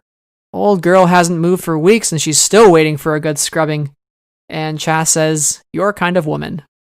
That was really funny. That was great. Yeah, there are some pretty funny bantery moments that happen in here, Yeah. where they're just kind of railing on each other for their existences, which makes them it all a bit more fun. Or the fact that Freed described when Will finds out Chas survived and she enters the final battle, Freed says that Will shouted Chas's name like a winning card deck or something, and I was like, that's just such good description. Like, Chas! Yeah, love it. It's like Uno. Uno! Uno. Or more like, oh no, because this book. With that being said, Sarah, we're going to move on to our final segment here, which won't take up too much more of your beautiful time, listeners. But we're going to ask what's next for Alphabet Squadron. We got one book left, and we're kind of left wondering what's next from here. Is there going to be a time jump? Who's going to be on the cover of the final book? Is Ray Sloan going to be really heavily involved? Is Operation Cinder going to happen again? Is Quell actually a bad guy now? There's a lot. And obviously with Star Wars Squadrons coming out, we could learn more about Ray Sloan and some of her intentions. So that might give even some more information. But Sarah, my main question for you is, I guess it kind of relates to our theory, but we want to walk our listeners through what we're thinking might happen in book 3 as kind of the central plot point. Yeah, well, you asked a bunch of questions, and I want to say that pretty much yes is the answer to all the questions you asked. Will Yurika be bad? Yeah, probably. Will Operation Cinder be back? Yeah, probably. It's a mess. We think, Brad and I have thought about this, and we think that it's very possible that the third book will be a battle for Coruscant. Coruscant was mentioned a handful of times. Vital says, who? My nephew back on Corellia. What? The Imperial Vizier Masamida's personal guard detail. Where? Coruscant, obviously. So we survived this mission. We're headed there to Coruscant sooner or later. Which is ominous, which means, even if it's not in book 3, I hope that we get a battle for Coruscant. I think there was a little bit of that in the Colin Trevorrow episode 9 script. Mm-hmm. That they go and light the beacon on Coruscant, which, that would have been so cool. It's one of those ideas that, Stormtrooper Rebellion and getting people into the fold by lighting the beacons, it also feels very Lord of the Rings-y in that way. But the beacons are lit! That's such cool imagery. But yeah, I think going to Coruscant would be batshit and amazing. And so that's what I think is gonna happen. And I think, Brad, you were the one initially to bring that up, and it's possible because the Battle of Jakku was clearly a huge battle in this that was an ender to it all, and perhaps the Battle of Coruscant or a Battle of Coruscant would. Again, Coruscant was also mentioned in Chas's dream, so who knows? Yeah, who knows? And also, I mentioned, the group being led maybe by Garvis, who in chapter 3 said it's not about trust. Aiden likes you more than I do, and then maybe there's some tension there between Yurika if she comes back and Garvis. That can be something that goes nowhere because obviously that was in chapter 3, and by the end of the book we learned that Yurika goes back to shadowing. So who knows? Yeah, it's interesting. And there's also the comparison between Troith and Coruscant, how Coruscant kind of took Troith's place. So it's like, we spent book 2 in like the old Coruscant. Now like book 3, we're going to be at the new Coruscant, the Coruscant. If Operation Cinder is coming back into the fold, imagine this would be batshit. This would actually be batshit crazy. Speaking of batshit crazy, imagine if Palpatine's grand plan is to wipe out Coruscant with Operation Cinder. Spicy. Wouldn't that be spicy? So the whole book 3 is to actually stop Operation Cinder, because we've heard it referenced so many times, but it's like, now what happens when Alphabet Squadron's facing something even bigger than Pandem Nye, something even bigger than 2 giant cruiser carriers crashing above the skies of Troith over huge civilian settlements. Now you're talking about the very capital of everything, which begs the question, the galaxy, which begs the question, why isn't Coruscant ever talked about in the sequel trilogy? Why is the New Republic capital on Chandrilla? Well, is Coruscant going to get destroyed? I can tell you.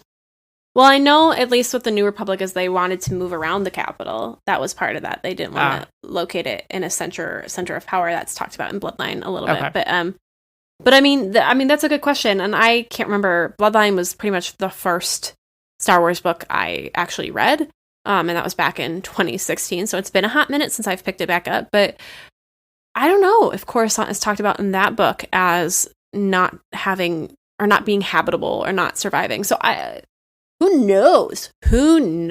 There are some excellent possibilities, and we know the Jedi Temple's there. We know there's a Sith Temple underneath the Jedi Temple. So there presents spiciness. Yeah, there presents some possibilities of some more weird Force stuff happening on Coruscant, because at this point, weird Force stuff is expected in Alphabet Squadron. Happening 2 books, finish the trifecta, Freed. Sarah, I'll say hashtag in Freed we trust. Yes. Okay? Yep. Yes. We stand. Mm-hmm.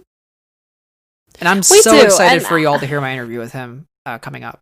Yeah, me too, frankly. I'm really excited to hear more about his process and about this book. And I don't know what goes through that man's head to get these words onto this paper to be this book. But there's clearly a lot of ideas there. And I cannot wait to hear more from him. So, absolutely. Well, Sarah, I'm going to ask you, what would you rate this book on a 5-star scale? So I read Alphabet Squadron and I gave it 5 stars. Shadowfall is also a 5-star read for me because it's just, for me, it's just that good. It really worked for me. So I'm in love with these characters and I think he does such a great job writing them. So that's the main pull for me. Yeah, I agree. I would say Alphabet Squadron also was a 5-star, and same for me. 5 stars for this. I don't know how I compare it to Alphabet Squadron 1. I think they're such just different books. It's really hard to compare the two because, like you said, it is the dark middle chapter. But I think there's some really, really interesting concepts and ideas that are proposed in this book that really build on the first book. So it's different. But I will say I will go back and reread this trilogy for sure. I don't reread many Star Wars books, but Alphabet Squadron is something I will continue to revisit for sure. Yeah, definitely. I mean, especially once we get the cohesive picture with the third one, I definitely want to go back. Yeah. At some point. Absolutely. Yeah, I really enjoyed discussing this. This certainly deserved over 2 hours of our time to talk about, Sarah. And I hope all of you enjoyed listening to our thoughts on the book. And I can't wait till next year when we get to, unfortunately, in a bittersweet manner, say goodbye to this wonderful trilogy that Alexander Freed has brought us. Yeah, so mark your calendars for this time next year when we will do the podcast on the third one. I'm looking forward to it. And maybe we'll listen to this podcast and see how silly we were about our predictions. I'll tell you what, too. I don't think Alex Freed's going anywhere. I actually might consider him the new Timothy Zahn because, I mean, he's written 5 books at this point, right? He'll have written the 3 Alphabet books, Rogue One's novelization, and Twilight Company. So don't be surprised if Alex Freed comes back to Star Wars after next year and write some more stuff. And he's in from a certain point of view as well. So they clearly like having him around, and I do too. So keep him around. Yeah, I hope so. I hope we get more from him because I love these books. And also, the Rogue One novelization is great. That's on my next read, I think. I'm going to read that. I'm in like a Freed binge right now. You're going to love it. It's good stuff. Awesome. Yeah, I'm super excited. Well, I think that's it for me. Sarah, did you have any other thoughts before we close out the show? My thoughts, as always, are just to stay hydrated, take care of yourself, and care for others. Yeah, it's a stressful time. The virus is still out there, so hope everybody is staying safe amongst that happening, especially in some of the harder hit states. So, wear a mask, wash your hands, socially distance, do all that stuff, and while you're socially distancing, listen to Friends of the Force because we are fun. Since you can't hang out with your actual friends, hang out with your Friends of the Force. Yeah, there you go. So, Sarah, thanks for coming on the show today. Wonderful to have you back. Where can our listeners find you? Not like your physical address, just like on social media. We don't want that. Dang. Well, I guess you can find me on the internet at SEH22N on Twitter and Instagram and on YouTube. Yeah. Awesome. And Letterboxd. Oh, of course, Letterboxd and Goodreads. Oh my god, I forgot about Goodreads too. Goodreads is my life. I'm a book girl. Add me on Goodreads. It's in my Twitter bio. And Letterboxd, where I put all the movies. You're gonna have a written review for Shadowfall on your Goodreads? I have one. It's already Great. up. You can go read my thoughts. I also have that long GIF tweet thread on Twitter somewhere of my emotions while reading Shadowfall. If you want to find that, let me know and I'll link it to you. It's a pretty funny time. Awesome. And as for us here at Friends of the Force, you can find us on Twitter, Instagram, YouTube, Facebook, you name it. You can also consider joining our Patreon at patreon.com/Friends of the Force. Thank you to our current patrons, Anna, Cheryl, Deborah, Donnie, Marie Claire, Michael, Nadia, Neil, Rachel, and T. And make sure wherever you're listening, please rate us 5 stars. It helps other folks find the podcast and the, secret sauce that is the algorithm of podcast searching. We want more people to listen to Friends of the Force. Check out my interview with Alex Freed next week, coming on Monday. And also check out the recently released Ben Solo story from Charles Soule. It'll warm your damned heart so much. So with that being said, thank you all for bearing with us for these 2.5 hours. We will see you next time, and until then, we are ones with the Force. We are friends of the Force, and may the Force be with you always. Bye!